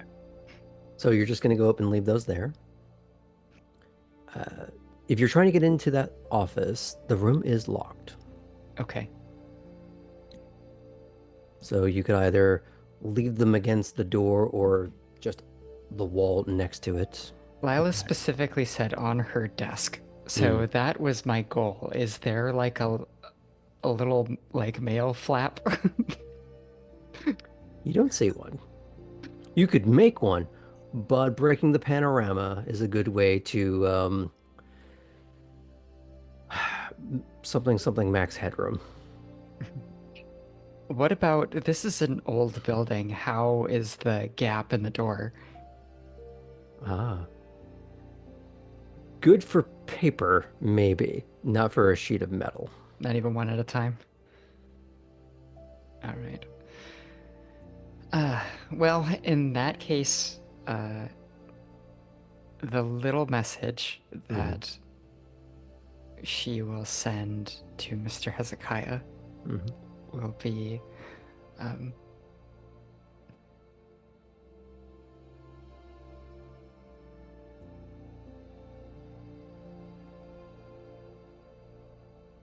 I've got something for Lila. I know it's a little early. Are you ready for me?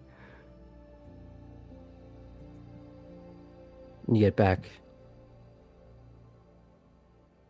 Meet me at the office. Perfect. Not 2 minutes go by before he's walking up the stairs and heading in your direction. And Lila is very close in tow. Thanks for meeting me here. Yeah. She's grinning wide. You got something for me? I do. She'll withdraw it from her coat. You got something in your pocket, you just happy to see me. Because she's looking at the name down the side of it. Cora will laugh. Because And well, I'm always happy to see you, Lila.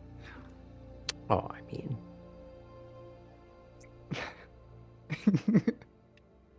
Now, can I? It's all yours. Yeah, it is. She just. Hello, precious. Oh, goodbye. And she just Zoidberg's out.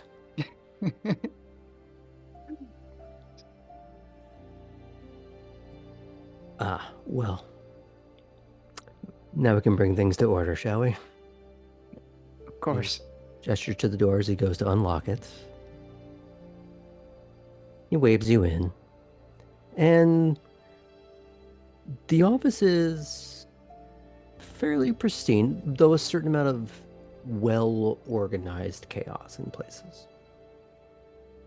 In order to do the things that you've seen him do there, and the less than legal nature of it, there's a certain amount of not quite legitimate stacks of things everywhere, but well accounted for. And you see him take out a oversized manila envelope from behind his desk, but it's part of a stack, and he's sort of thumbing through it. He goes, this one. I believe these ones are yours. Tell me if there's anything wrong that you can see. Fantastic. I'll take a look. Now, I know nothing about Georgia plates. I'm going to say that right out. So I don't know if it requires stickers, if there's something that has to be physically stamped on it. So all I will say is, as far as you know, these are completely and utterly legit and flawless. These look flawless. Yeah.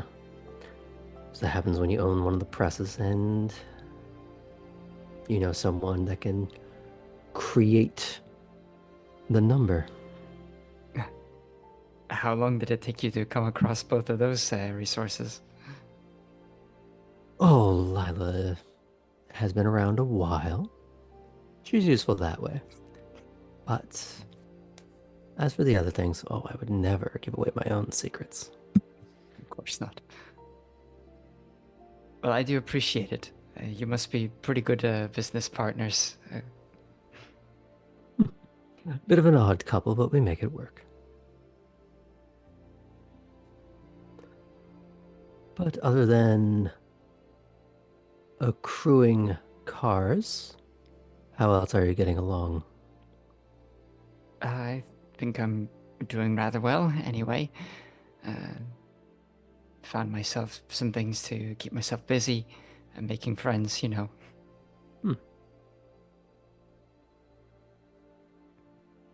Have you found yourself steady work yet?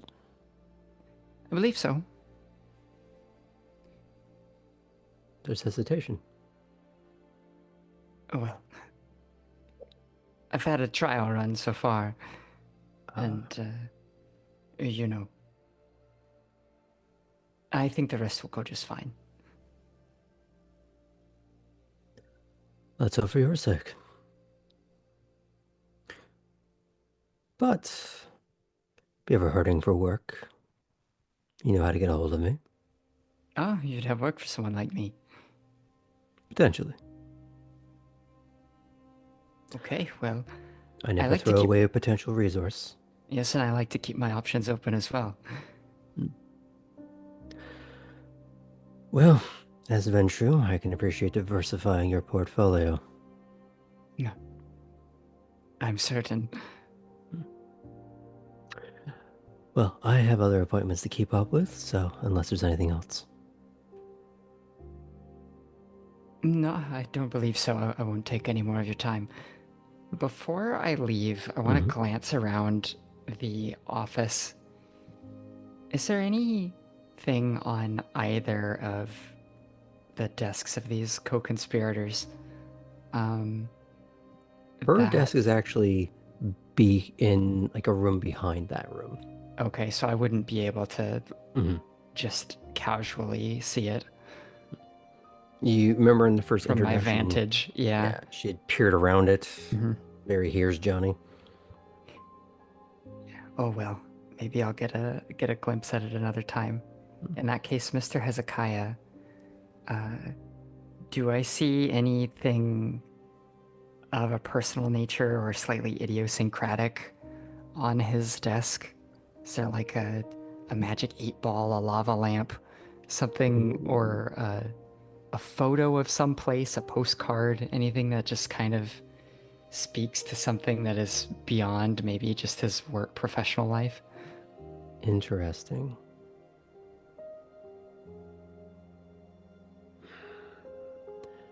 This seems like a satellite office. It's too cut down and too pristine. It's almost both office and warehouse in the sense that it's a lot of... Because this is Elysium, this is not technically his space. He's had to compress a certain amount. Trim the fat. Nothing here looks like it is personal effect. Yeah.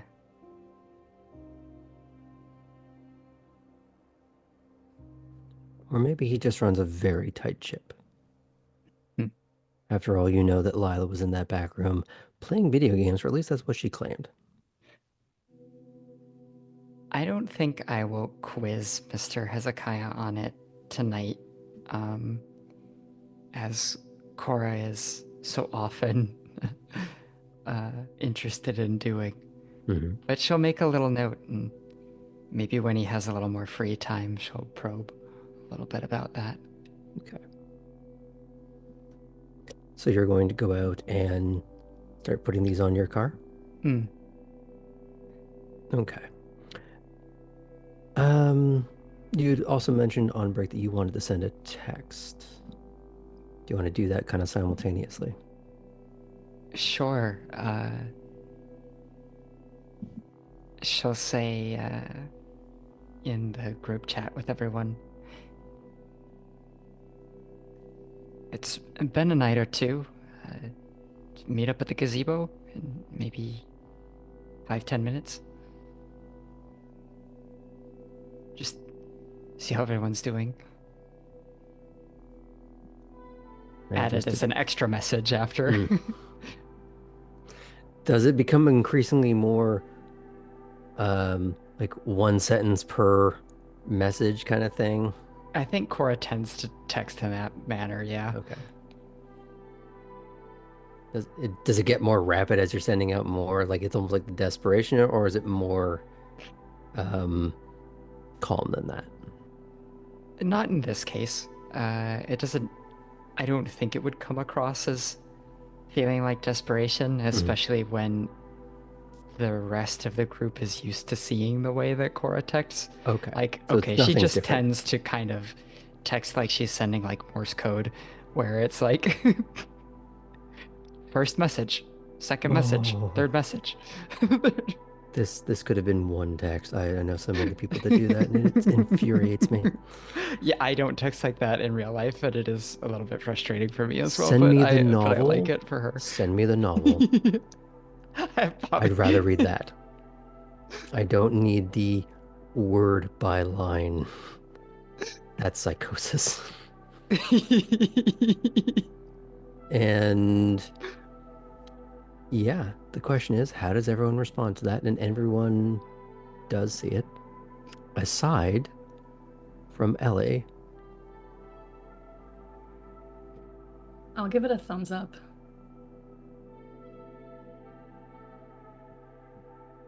I'll text back, OMG, sure. Sparkle emoji.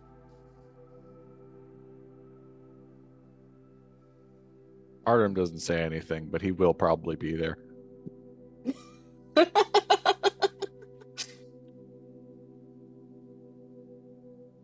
Okay. Tabby, what did you... Oh, Tabby had definitely not responded first, but after seeing that there was a thumbs up, we'll just tap the thumbs up. Okay. Nosferatu following the Ventrue? Yeah, that seems about right. So you're able to put those on your car. The question is, did anyone head to the gazebo right away?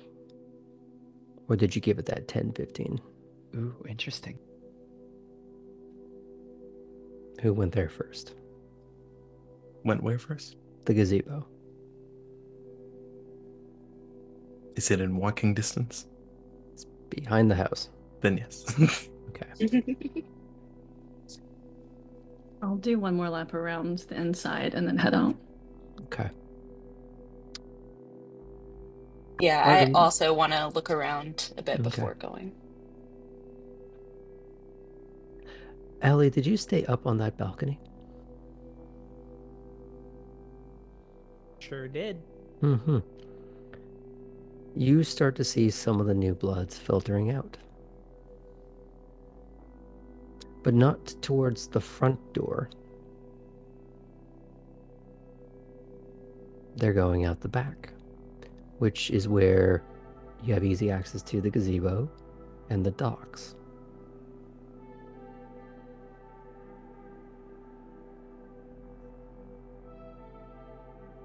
Well,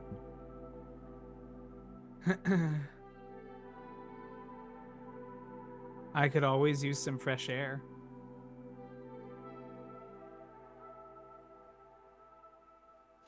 I'll give it a second as I think about who I want to talk to, and probably a walk around outside will allow me to clear my head on who I may want to approach later.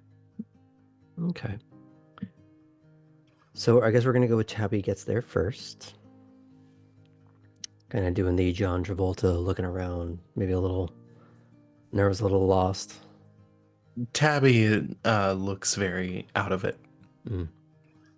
Just kind of not quite glazed over look, seeing nothing, but very, very not being vigilant of the surroundings, just kind of arriving there and looking forward. Okay. Do you sit down or you kind of just stand in a haze in the middle? She'll crouch down. Okay. Kind of just squat there. Just taking up floor space, right? Okay. I'd say Cora next.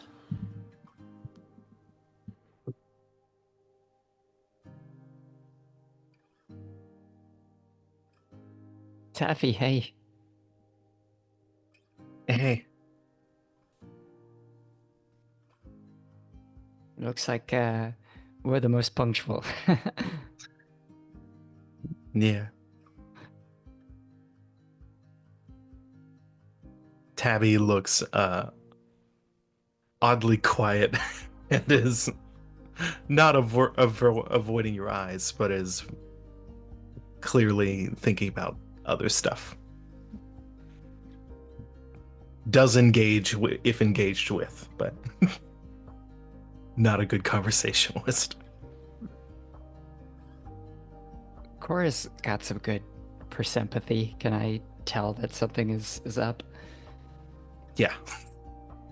I wouldn't say you'd even need the roll for it. It's Tabby, I think, is wearing it on her sleeve very much at this point. Before everyone else was gonna show up, do you want to talk about something?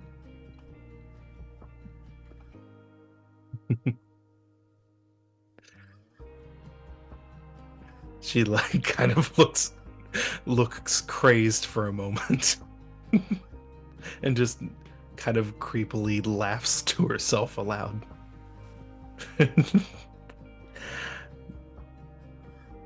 Nope. But thanks. Hey. Whatever it is, I'm an open ear if you need me, huh? She looks up at you and just kind of scrutinizes you as if she's trying to, as if she clearly suspects you of something, but without gleaming an answer to that and whatever question she has in her head, just half smiles and nods her head. Thanks.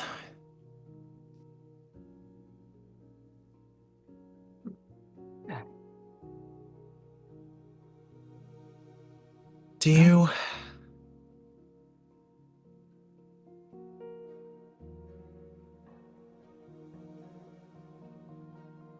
have anyone you can talk to?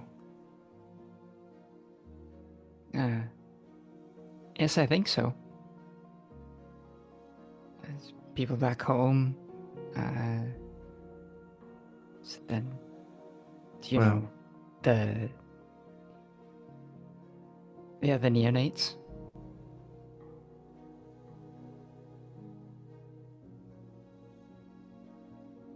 Savannah's a fucking minefield.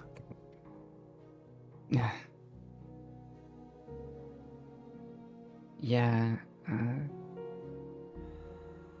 I think I've mostly tried to steer clear of that business for now. Just sort of, you know, we're new, but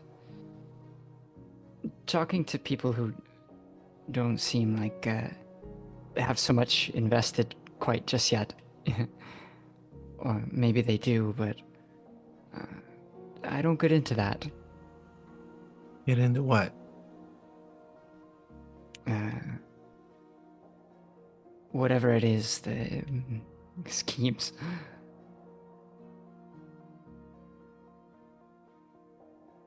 You know, I talk about normal things that people talk about. Olivia has a garden, you know. You saw it with me. So ask about what she's doing there. And Titus likes cars, and so do I, so I talk about that. You know, we might not be strictly human anymore, but human sorts of connections.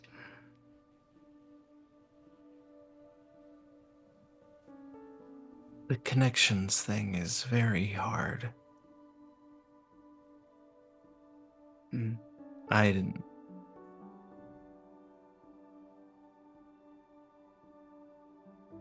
She looks like she's about to open up about something, but then closes off again.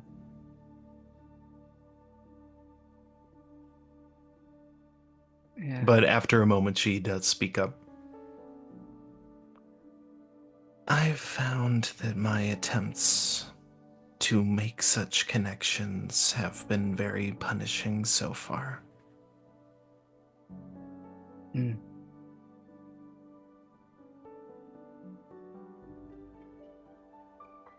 Well, I did get once a piece of advice saying that I needed to be more cutthroat.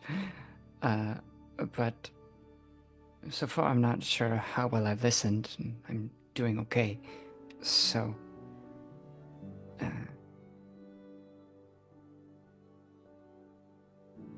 I don't know if it'll necessarily work, but maybe just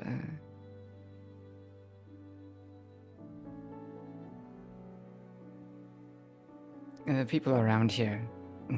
You might think that every interaction needs to be a sparring match, but I don't think so. I mean, this could be for all I know. I suppose it could.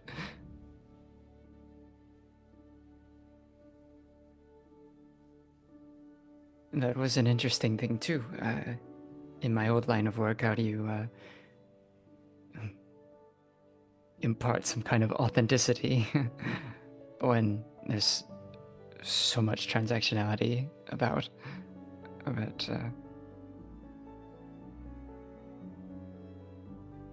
I don't know, I just try not to think about it so much.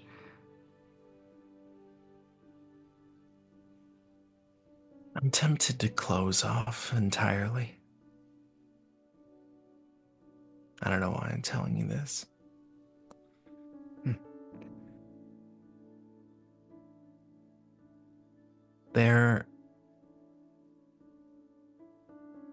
There's an expectation on me to know things, to be connected already. And before, I didn't have much anyway. And then when I suddenly did get stuff again, got a few people, the city blew up essentially. So, from scratch again is very hard to find direction, and I didn't feel like I couldn't say things before, and that has gotten me in trouble significantly already. I mean, obviously, there's the stuff we're all supposed to be about, but it's even all the stupid scheming already. I'm supposed to already have a scheme. So as you're getting into this part of it, the other three will start to filter out in your direction.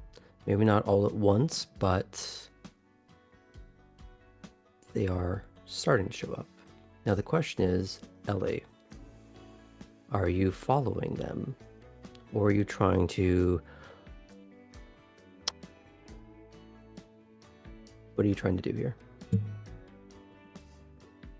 Ellie's doing something that's partially actually happening and partially an alibi for being outside. Mm-hmm.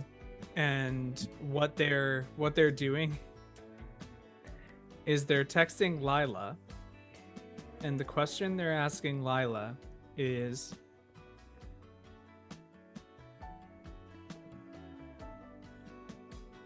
who would you pay like $200 for a ticket to watch me try to strike up a conversation with?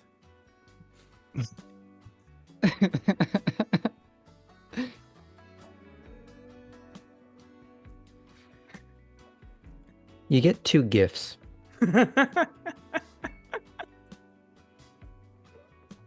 One is the deep fried awful compilation gif of Chris Evans laughing endlessly, and the really bad stapled in gif within gif of Tom Cruise leaning back and laughing. Yeah.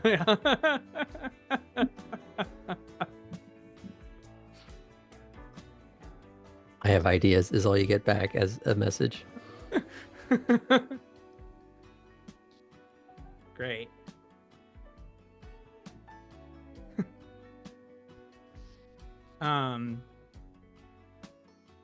So Ellie will make moves to be walking by the gazebo, kind of like looking at that message and just kind of waiting for and actually we'll just say I'm over by the gazebo if you want to tell them me in person.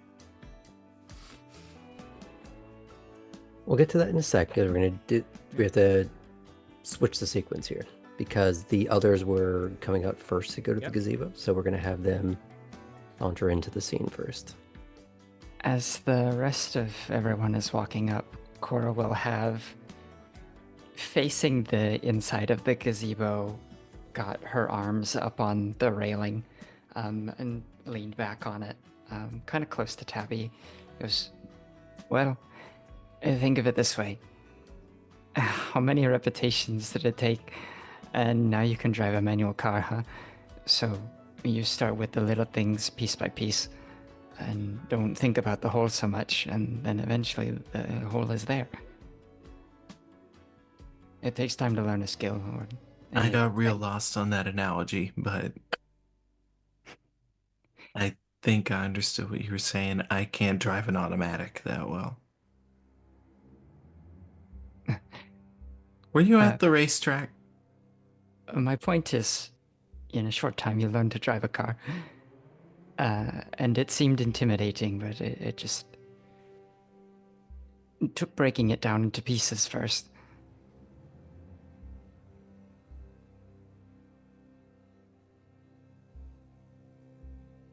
Thanks. Of course. Poppy, Artem, Kate. You missed what the conversation was, other than the fact that you know a conversation was taking place. Evening. Bora. Battle buddy. He sort of puts out his fist for Tabby. There Good is a trick, because Tabby's sitting on the ground and Artem is a giant man. Tabby is squat pretty much in the middle of the gazebo.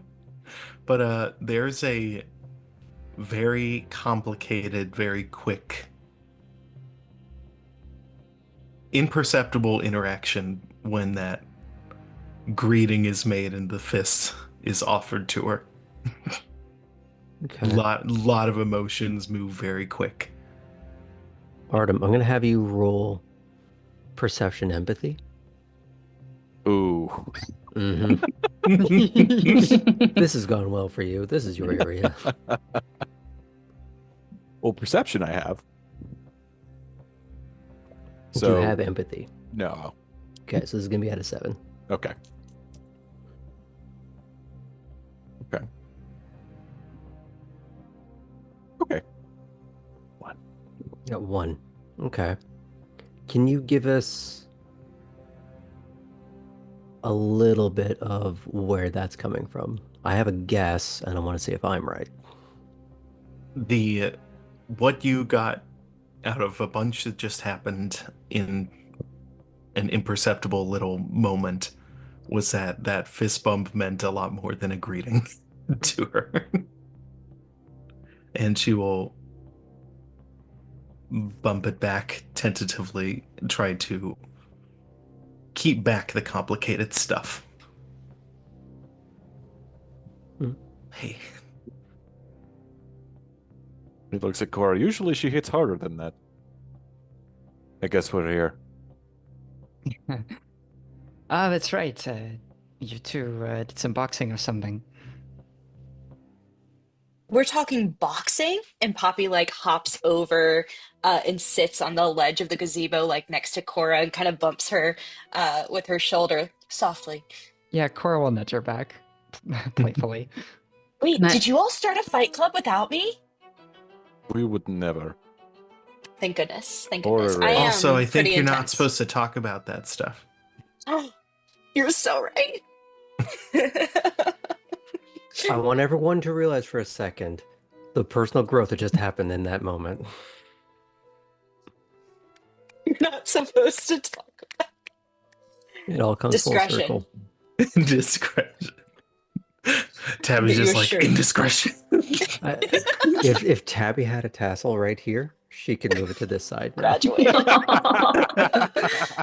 Oh, note that Chris is in the New Bloods group chat too, so she's allowed to show up if she so chooses. Ooh. I would like to lean against the railing inside the gazebo where I can watch the back door and the yard space. Okay. Strategic of you. What's that? The venture just taking stock of the whole room? Perish the thought. Evening, everybody. How's court treating all of you? It's good. Crowded tonight. I'll kind of look at everyone one by one as I ask that. Tabby's looking away and clearly is holding back a curse that nearly just blurted out. I've been, I think, trying to keep things at an appropriate level. This seems to be going all right for me. How's the house hunting? I think I've got that solved too. Good job, Cora.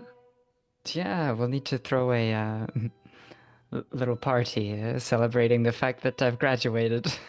Yes! I'm so Can I down. invite everyone to your house? Well, no, I can't do that, of course. But, you know, somewhere around here, I'm sure. I'm starting to meet people. Someone's going to have a wonderful idea of a place we could go. What about you, Tabby? How's the evening? Fine. Tabby. After that kind of rough response, there's a moment, and then she kind of tries to socially recover and says, "Thanks for asking." You've had some Yeah. experience with court before. How does this compare?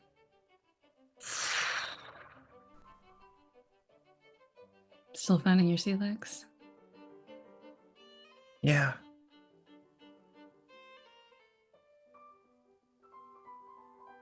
With Kate still kind of eyeing towards the door, Ellie, did you try to sneak out to trail them?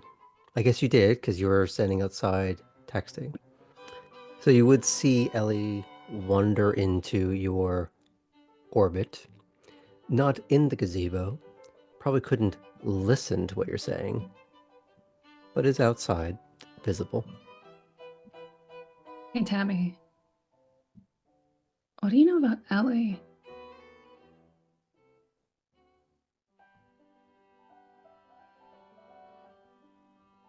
She shrugs her shoulders.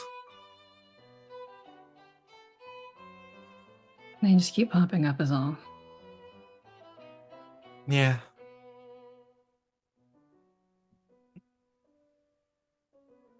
What do you We want to went- know? Oh, yeah, go ahead. Whatever you want to share. Should we be worried, or is this more of a, I don't know, trying to find friends thing? I've not been great at the former or latter. Shit. The friends part. But, Ellie's cool. As far as I can tell. We hung out for like total of 2 hours, which is sadly the most amount of time I think I've spent with any one person since getting here. You had No, some wait. good time behind the wheel. She with looks me. over at Artem. Nah, never mind. That thing we don't talk about took a while. It's okay. We don't talk about it. Yeah. Yeah, who came out better for It's thing that? of ours. That From thing. what? I said, from what? We really doing this? Wouldn't want to be indiscreet, Miss Fulton.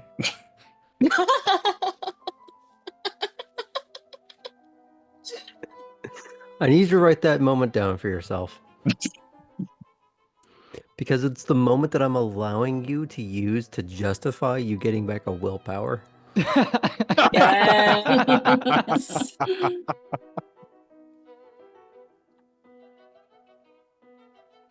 Ugh. How's your night going, Kate? Pretty well. I'm sure with the house bustling tonight, you must be having all kinds of fun. There's been some interesting conversations.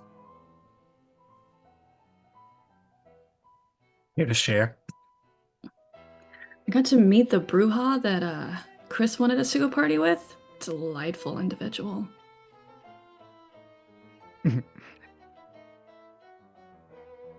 In what way? Oh, you'll have to meet her. She'll be a different experience for everyone who's not Ventru. That's not promising. I don't know, she could have a thing for Nosferatu.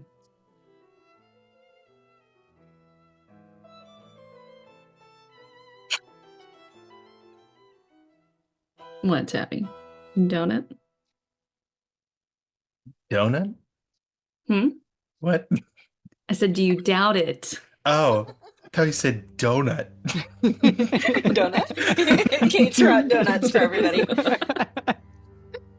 I feel They'll like come with little blood pipettes. I feel like me pursuing a relationship right now would be fraught. You're sitting in a Have you? gazebo with a whole crowd of people. Are you That's proposing something. polyamory? I wasn't referring to a relationship in that capacity, Oh, but I mean, Why do whatever keep floats your getting boat, these offers Tabby. tonight? Okay, Artem, you have to expand on that. Where were you earlier? I saw Chris. I saw Harlan and Lewis. Didn't see you anywhere. I'm very sneaky, as you can tell. Mm-hmm. Bigfoot is sneaky. It's the click-clack of heels that hit your... Bigfoot. Have you not heard of Bigfoot? What is Bigfoot? Oh my god. It's I think he is Bigfoot. I'll send you a American link. cryptid. You're gonna love this. You're gonna love this, Artem. Bigfoot is basically you, but smaller, less hairy, You know, and Artem, you more should- documented. You should actually ask Chris about it. About Bigfoot? Speaking of which, Yeah. Chris is walking out. But at first she walks up behind Ellie. Boo! Do I have to roll to not like jump out of my pants, or I'm gonna have you roll to see if you noticed her. if So I just- noticed her? Yeah, before she did that. So we're just gonna go with Roll for pants. go with Like Kate wants us all to do. perception alertness. Well, Okay. you tell me, how focused were you on them and your ruse of being on your phone?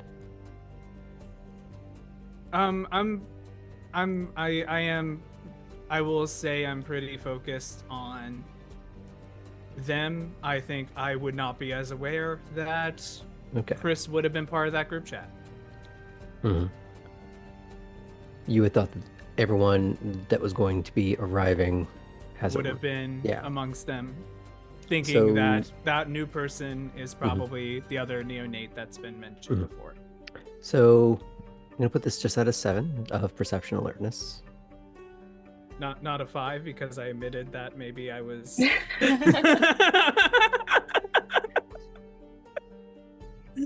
All right.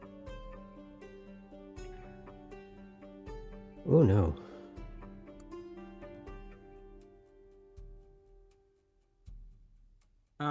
Two successes. Okay. Yes, 2 successes. They had 5. So They you tell rolled me. the 5 is what I'm hearing. Okay. Uh-huh. Yeah, cool. That's And a bunch of 10s. That part's true. So she does manage to get right to your ear and just give you the full ASMR boo. Now you tell Ellie me falls if that asleep instantly. does that scare the life out of her or of them? I think like I don't know. I don't think Ellie's been like scared like that before, so I'm with your permission, I think it might even be like a little bit of like pushing at whoever jump scares them like that. Mhm.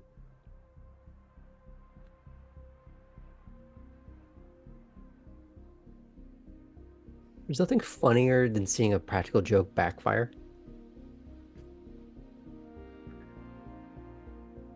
So you just flail wildly? Or what do you? I think it's a little bit of like push to get distance to actually identify whoever it was that was behind me. So not Okay. like whack, but like A shove. Okay. And they are going to regret that decision once they see who it is. Mm-hmm. Do you have potence?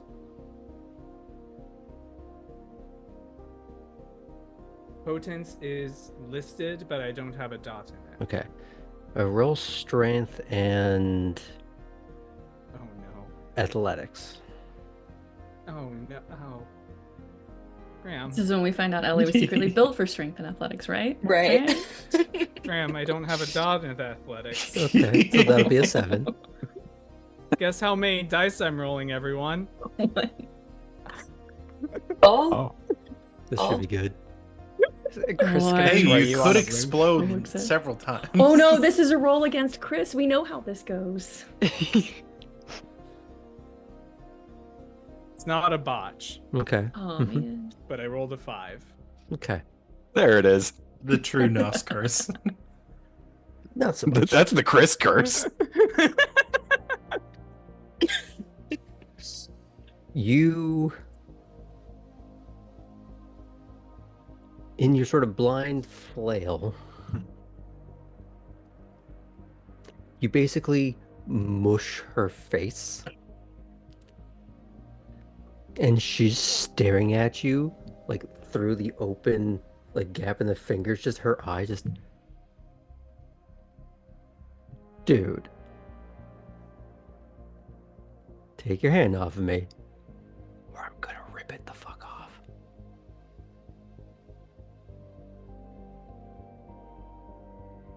Now, And Artem, I imagine- you would hear her voice because I think you've probably become a little attuned Mhm. to where she is. Immediately, boom, looking at the situation. And what you probably see is not only the hands on, but like Ellie's talons, like almost like around the. It's like it's Just almost one as hand if, at least. yeah, but it's almost like you see Like a a face face hugger on. Do I on get a good view Chris's of this face. since I like spotted yeah. Ellie? Perfect. You have the best view. You saw it from start to finish. Excellent. Walking over very quickly now. Oh no, he's Wayne from Letterkenning just T1000ing it. Ellie carefully How are you now? untangles their talons. I'll And get everyone goes- at that. Gives and you his goes- attention. Should we do something? Oh, just watch. Sorry, this is why I was never good in haunted houses. She looks at Artem and goes, You were so busy paying attention to them. That's why you didn't notice me. I was on my phone. Let's see it. And shows the text with Lila. What was the initial text to Lila that led into this again? God damn it. I'm spying.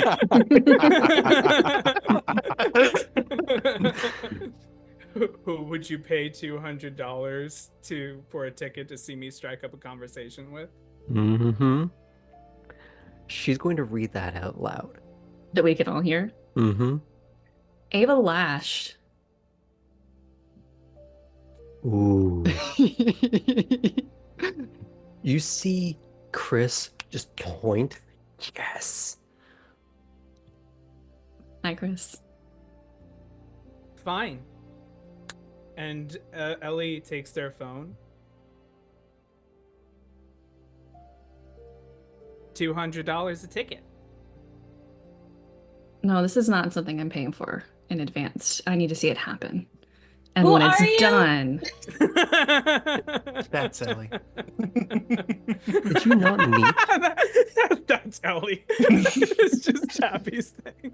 I thought you'd met Ellie, actually. Or did you? No, Never. Ellie and Poppy have never met until this moment.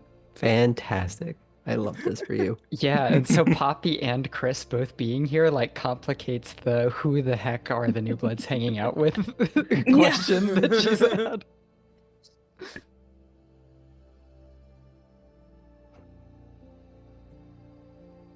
Well, don't be shy.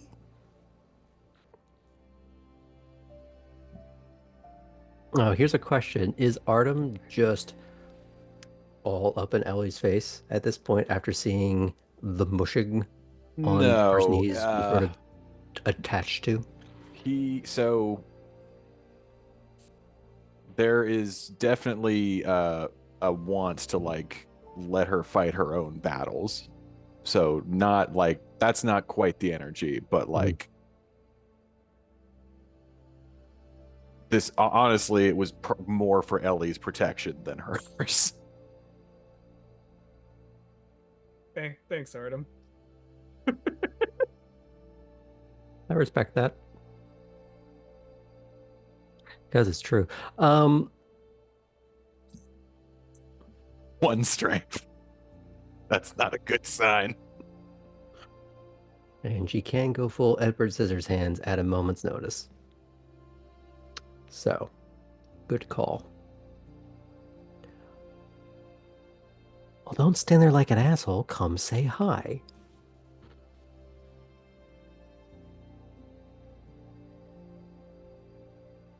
Ellie puts their phone away.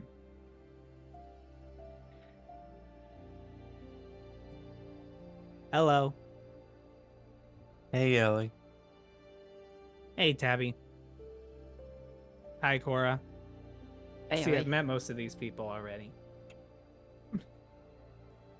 Poppy will hop down from where she's sitting and kind of stride over with her arms crossed. What were you doing spying on my friends? I was literally meeting Lila here.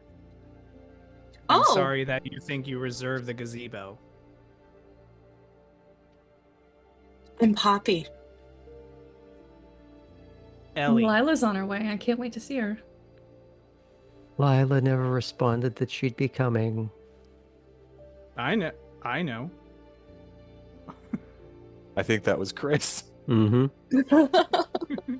Oh, She saw Ellie. the whole roll of Oh, text. Chris. Oh, I thought that was Graham saying No, that. no, That's that Chris. wasn't Oh, God. It's both.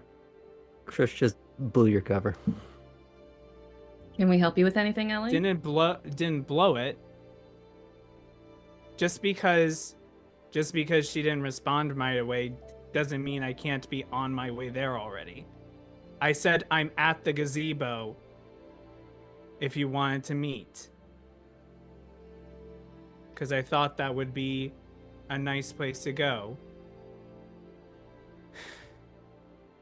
I would Do just you like need to a moment, point out, Ellie? You're getting a little aggressive here. I'm just hanging out. I would like to point out that behind Ellie is Chris. In front of Ellie is immediately Artem and now Poppy, and then the rest of the cavalcade. Mm-hmm. I feel like Kate's moved up to the steps now. Okay. No, I don't need anything if y'all are so occupied. I mean, you're welcome to sit and hang out with us. It seems like you have a deep interest.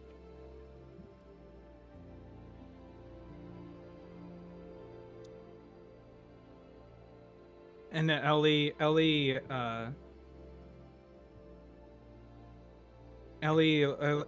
takes a second and goes,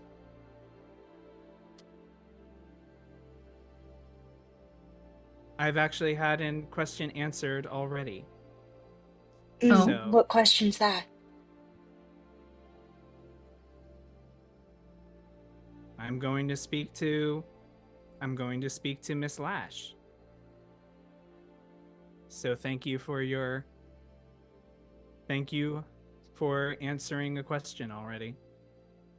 Now I don't have to wait for Lila to give me an answer. You see Chris look to Poppy like, we should introduce them to Bobby. You know, we actually know somebody that might be more of an interesting conversation.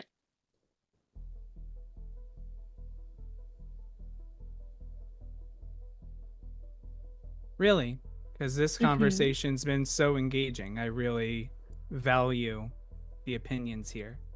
I mean, clearly, since you've been spying on us, but yes, this is truly a interesting specimen of a person, incredibly tall. I don't know. It could be interesting if you're trying to gather information or something. Not me, is it?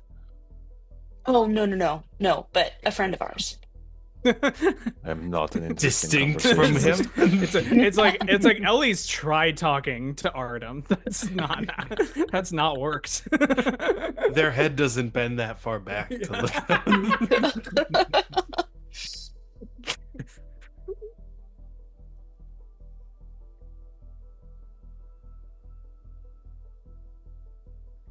We don't. Things Is are it- real tense here. We could just chat. Yeah, we can. Is there a deadline on your deal with Lila? No.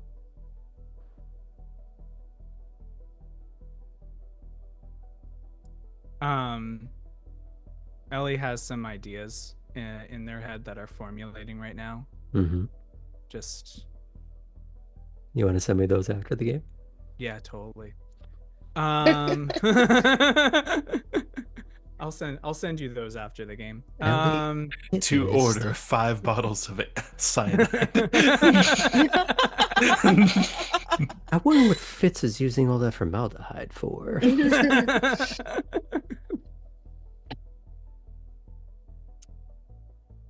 No, there's not a deadline. So how's your evening at court been, Ellie? We were just discussing our nights. Chatted a little bit with Petra. I don't think I've gotten to meet Petra. The well-dressed one, right? You should all have a second to talk with her as well.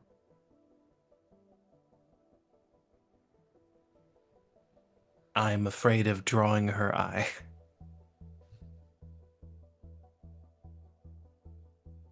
She was in a Are group you that not? looked rather exclusive. Was it a pleasant Oh. conversation? Did you all have trouble talking to that group? Or introducing yourself to the group? Just no need yet. Well, sometimes it's not about having a need. Sometimes it's just about taking the time to get to know everyone around you. Cora's gonna kind of look at Tabby, even be like, And you see? And what would you like to know, Ellie?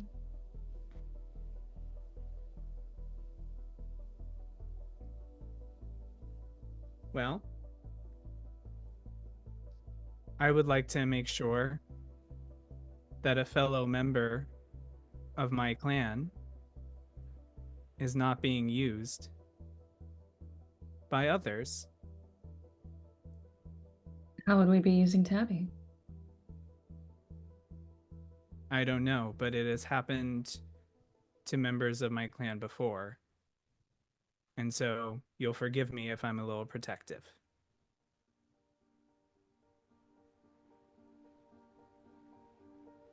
Well, It's fair. Tabby will finally like stand up from her crouch and walk From walk the- kind of to the edge of the gazebo and drape over it a little with her elbows. Well, thanks, Ellie. If it's any consolation, there's just talk so far. We've got nothing to take advantage of, you know.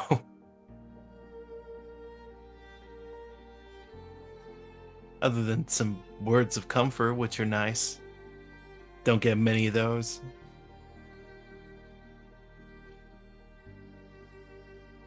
Well, I'm glad you are able to get them from some folks around here.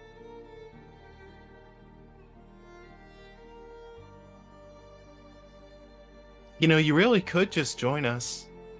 That doesn't have to mean anything, but kind of over her shoulder, back over at Cora. Was this just like a meet and greet, or was there a No, it's specific fine. thing? It's fine. No, Tabby, it's fine. I have other people to talk to. I have other engagements to have. Cool. I won't interrupt you all any longer. I hope you have a pleasant evening, Ellie. Nice to meet you. And if you do decide to talk to Lash and I get to watch, I will most certainly pay up.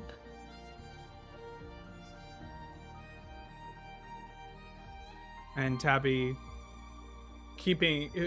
Ellie keeping a wide berth from Chris. Oh, she's Saunters just sort of back into slowly the- swiveling, just broad smile that makes you think maybe a little bit of Lila. Like she's just looking for an excuse.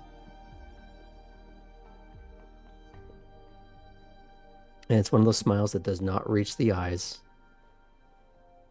And you could swear for a second you can almost hear that predatory rumble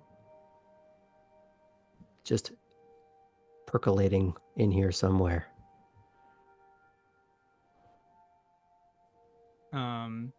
Ellie's going to remember that face for a little bit.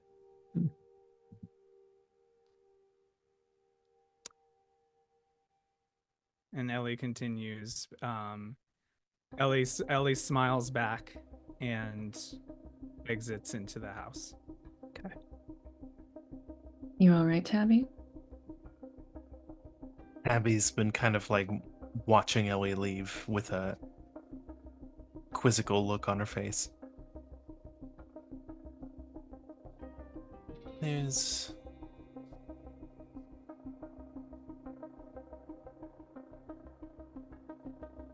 Hey, Kate.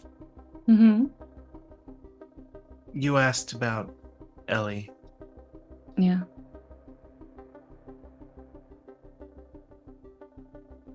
What would you trade for an interesting fact?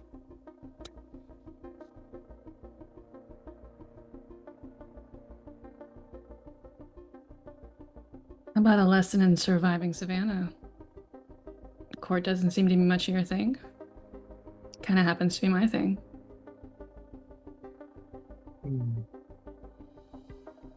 What would this lesson entail? Like etiquette or... What do you most want to know?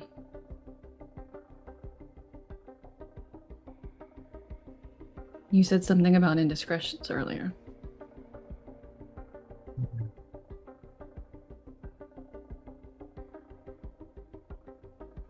What I need is a resume. The one that I left behind in Savannah is not of much use here, other than experience. So I need to start doing stuff. So you need a little interview prep, and you need some connections. Even, yeah. Think of me when you're looking for a person to do stuff. Do you have any leads yet? You Potentially. gotta remember, I'm still on the low end of the totem pole as well. I imagine we're all varying degrees of that here. Well, if you need to talk through any of that, possibly. If you need to work on maybe how you present yourself to a new job situation, let me know. Well, the interesting fact, which Would you like to have this conversation a little more privately between the two of you? she kind of smiles legitimately at you, Artem. You know what? Yeah. And she will just kind of stroll over to Kate and lean over close to her ear if she doesn't have an issue with that. This ain't much. But Ellie makes a lot of money. And it's not from talking to neat people.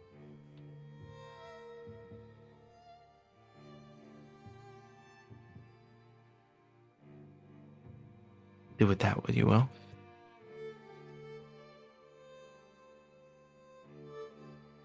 Thanks, Tabby.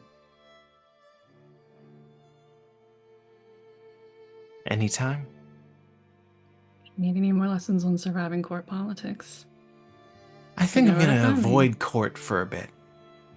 At least Elysium. I mean, it's a good chance to make connections with a lot of different people. Yeah. Though I understand if you want to make inroads in the Warrens first. I've got a few numbers, certainly for the most immediate prospects. Hopefully I can rely on those for a little bit. I am not on the outs. I'm a bit... I've had some moments of levity and slips of the tongue, and we are working on those. Gotta weigh every word you say. I hate doing that. It's the best way to survive, though. Yeah. Makes You'll it a learn lot. who you can be more open with. But it's not in the big house. And at this point, by the way, Tabby's more talking to the group than just Kate. She's kind of returned to her spot. It's hard to have moments of levity, and when you're like, oh wait, that thing I might casually say could...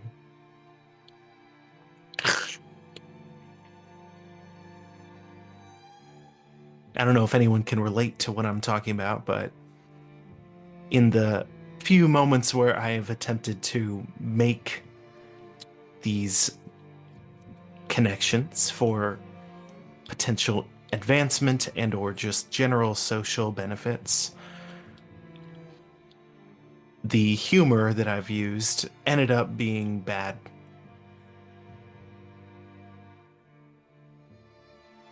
Masquerade stuff, but doesn't go in deeper than that. Well, that's a legitimate problem. But you gotta learn your audience. Adjust for it. Also, to preface, I'm not a comedian of some sort, so if anyone's worried that I'm just going to start spouting stuff to be funny, that was I'd not what love to happened. see you do stand up. Yeah, yet you could be a comedian. You could do it. Not at this point. But yeah, if any of you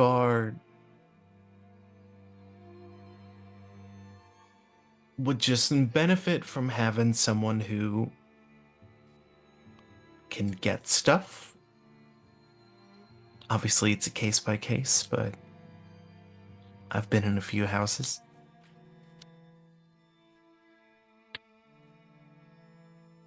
It's good to know, Tabby. Selling yourself feels gross. It does. Yeah. I feel like court is a lot of that. And that's what, like, you both, at least, pointing at both Poppy and Kate, seem to do normally. Tabby, I mean this with all great kindness. Never go to DC. Heard. Don't have a car anyway. And I don't imagine any of the underground stuff leads all the way there.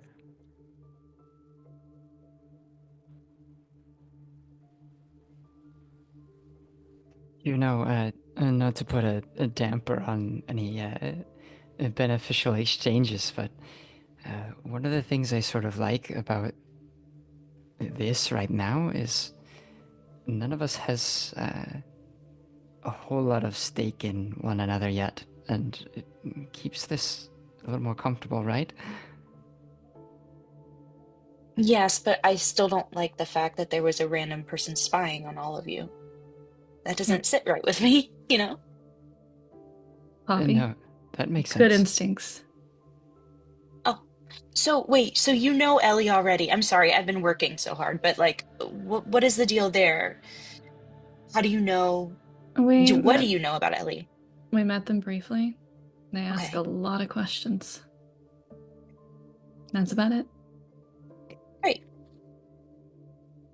Hmm, They weren't at court introductions, though. I think they're trying to play catch up. I For see. whatever it's worth, I mean, I don't rescind my earlier comments. Ellie, at least, has been cool in the times when I've interacted with him. Of course, there's definitely kinship stuff going on. Nosses tend to stick together a bit more, in varying degrees, and that's interpretable, but they're, the tends to be a more uniting factor amongst us. Tabby and Ellie and I did some driver's training together. Ellie was a good learner. That's a funny image to me. Were you at the racetrack, Poppy?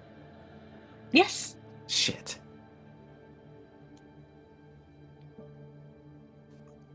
I don't think I saw because I was The hanging out with racetrack. Bobby. No, but like we didn't. You were also like dancing the whole time. Yeah, So because You in I and was Chris were dancing and then hanging vibing. with Bobby and Titus. Well, here's the question. Arden, did you see that crash? yeah, so I was gonna say Okay, in then I canon, did. I Yeah. saw it. I don't know who it was. Oh, It was loud and bad enough that anyone who was busy was like, who was that? Okay, then I saw the crash, but I probably didn't know it was you. secrets out.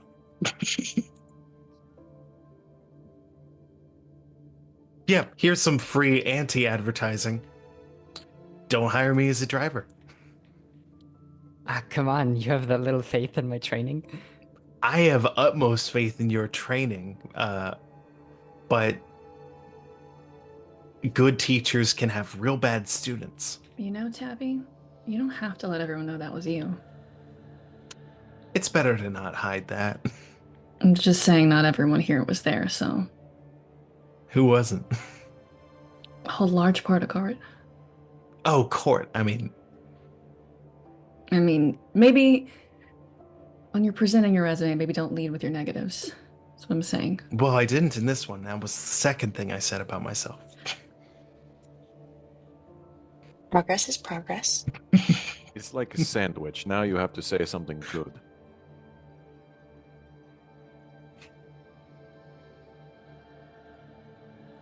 What's another strength of yours, Tabby?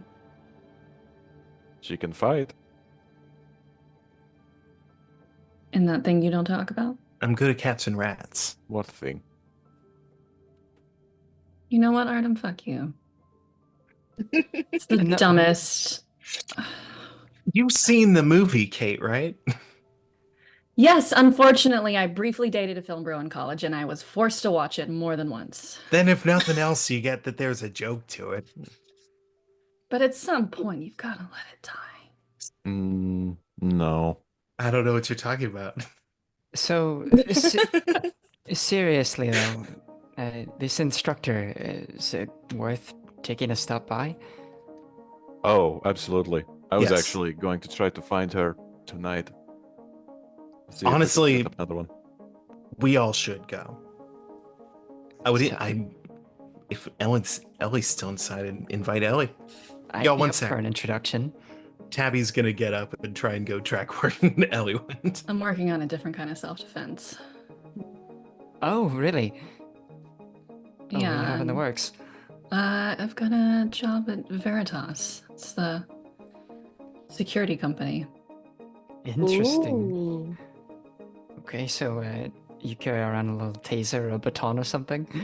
Oh no, this is America Cora. Right. Okay.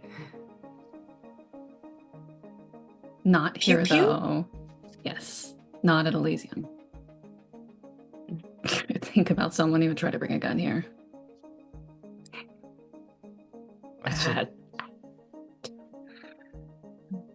Well, I'd be interested in learning a little of that too. It's something I'm still working on. Can Tabby find Ellie if they pursued them?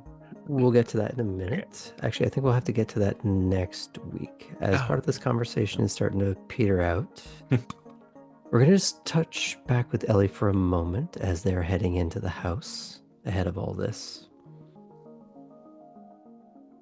As you walk through, Petra sidles right up to you. Slight hip bump, but then all of a sudden, proper elegant posture. Oh, well, let me try that again. That ended well.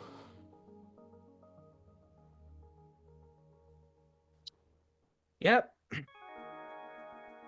And you can tell that Petra can probably tell that Ellie's like trying to make like calming, cooling breaths as much as one of our kind can do. Mm-hmm.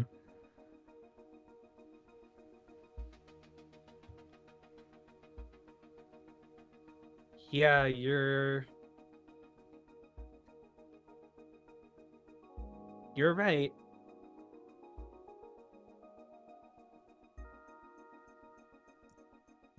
Oh, we're just telling me things I already know. Okay. Mm-hmm. If you'll excuse me, I have a meeting with Ava Lash. No, you don't. You told me someone who I would never talk to otherwise. Oh, I'm going to go and get the best vantage point. Oh, it's going to be great. Okay. We're going to fade out on that entirely. And that's going to be where we end things tonight. But before we get out of here proper, we're just going to go around the room. And we're going to start with Ellie. I'm going to start with a question, actually. How does it feel to be a pseudo-antagonist that is pushing this group together?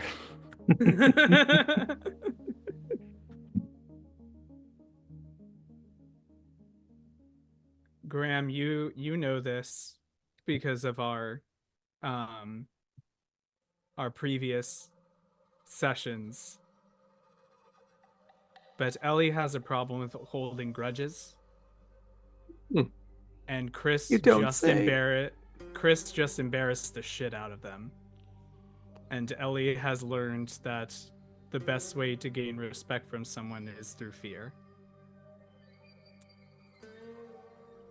Ooh, So that's not a take good with idea. that, take with that what you will. Artem's like, I would advise again. Oh, I look forward to Oh, I'm gonna make the popcorn for this. Ellie, they do ag damage. Don't make me do this. Ag damage is harder to heal than regular damage. the funeral pyres. Well, let's just say the Savannah's been on fire before.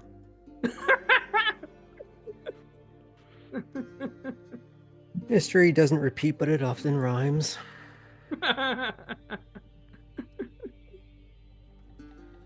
What else?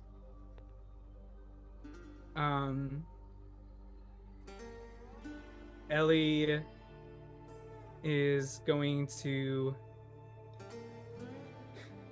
take the lesson to heart for Petra. And at this point, it has to be a fake it till you make it. Because Ellie has a couple of people that they know here and there, but they're mostly Nosferatu. And it's time that they branched out and started making contacts in other clans.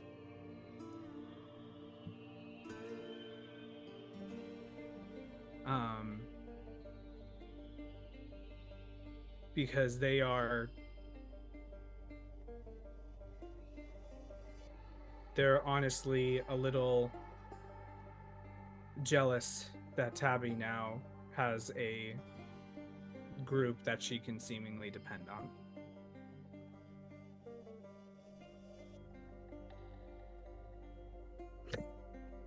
So let's, if that's okay, like to sidle Yeah. over to Tabby then. It seems like the appropriate segue. Tabby seems to be in a constant flux of hopes and rock bottoms. And had reached potentially and hopefully the most so as of yet of her unlife, having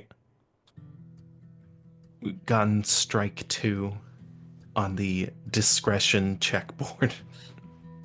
And truly, in that moment, as she walked away from Mr. Mason, felt like she had nothing. Had no people to even just like calmly converse with. No real definite prospects, nothing to, and also had to watch what she said or she would be killed. So Cora and the rest of the group swooping in, not with necessarily a "we are your friends" type of relationship, but at least one that didn't immediately give her immense negative feedback, as has been one of the more common things that she has received so far.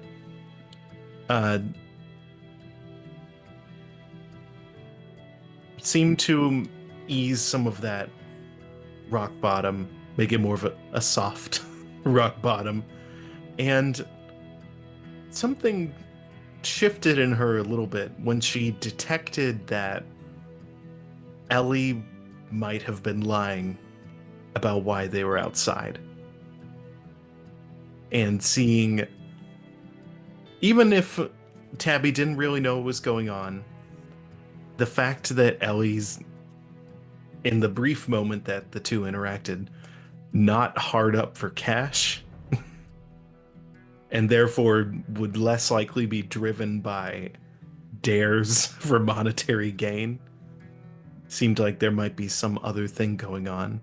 And Tabby decided to trade her first secret in a kind of twisted, also betraying another ally, but there are no true allies in Savannah. I'm so glad to see you play VTM. Yeah. Play vampires, betray your friends. That's what we're here for. So it didn't feel fully like casting Ellie out, but it felt neutral, this kind of small betrayal. The first little notch on actually doing the vampire thing. And it didn't feel horrible. So let's tumble on further to someone who has allowed themselves to venture on the slippery slope a little longer and talk to Kate for a bit.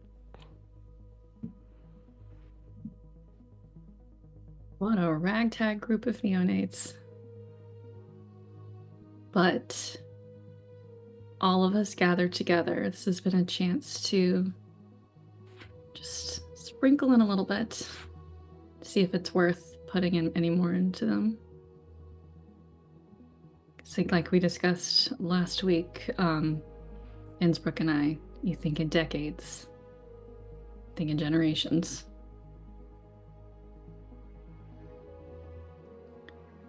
So, seeing the way that Tabby did step up and immediately share something against Ellie was nice to see from Tabby. Kept her from falling off Kate's radar completely. Poppy had good instincts, immediately not trusting Ellie. And she didn't get to talk much to Cora tonight to see how that's really been going. But we'll continue to spend time with Chris and Artem if possible. And keep exploring all that Savannah has as she maybe begins to make moves on this very bottom rung of the Savannah ladder.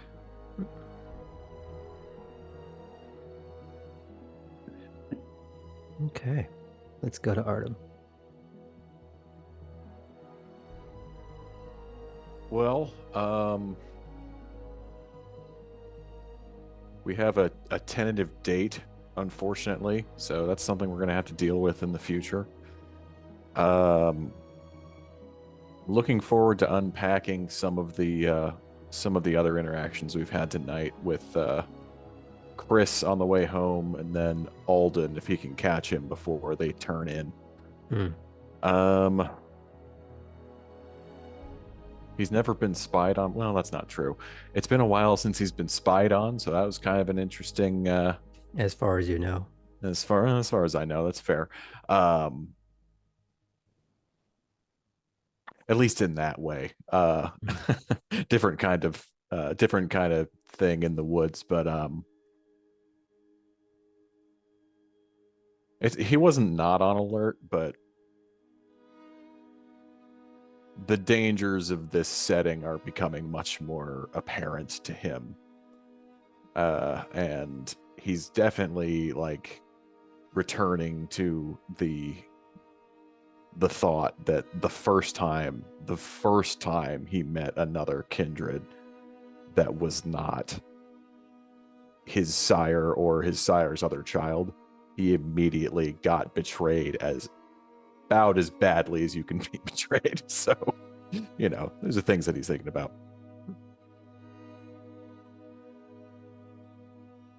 Yep. Walden did warn him at one point, this is more wild than the country. He did. Oh, also, do you think Artem would have caught the look that Ellie was giving back to Chris? Did Ellie give a look, or it's just that you were memorizing the look? I thought there was kind of a stare down. Ellie smiled back at Chris as they were leaving. You would have caught that. Okay. And that'll be another thing we need to talk to Chris about in the car. Okay. I'm just going to go to Poppy then.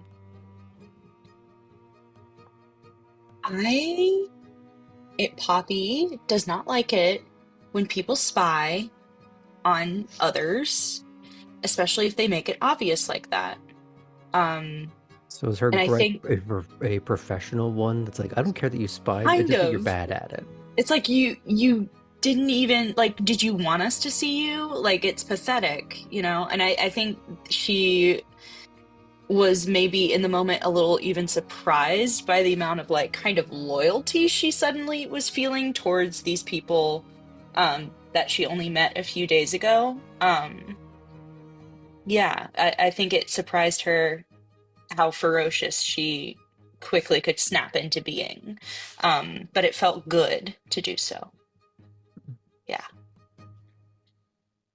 Any other thoughts before we move on? Poppy's so happy to be able to like say that she has a job and like listening to this sounds really bad, but like listening to Tabby and like Cora took forever to find like a place to live. Poppy's like, "Oh, I'm like really fortunate. I'm very like I'm set. I'm gonna be okay." And I think this is the first time that she feels like I've set up my room exactly how I want it. It feels like it belongs to me.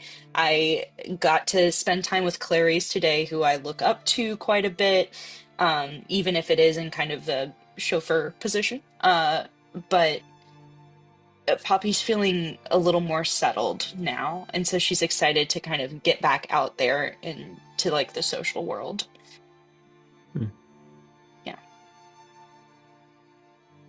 Okay. Last but not least, Cora. Cora continues to nurture her own social world, and it seems to still be rosy, or I guess the blue hibiscus colored in this case. I think the big thing that Cora is feeling in this moment now, though, is when she asked this group that arrived with her and Chris, our honorary member, to come and meet her outside. Everybody showed up. And then there was that moment of defensiveness too. And I think Cora sees maybe the start of a crew, you know? Some sort of something is happening here and it feels good. So yeah. We'll make a coterie of you yet. Mm-hmm. But that's a story for a different night. Thank you everyone for tuning in. Appreciate you having you here.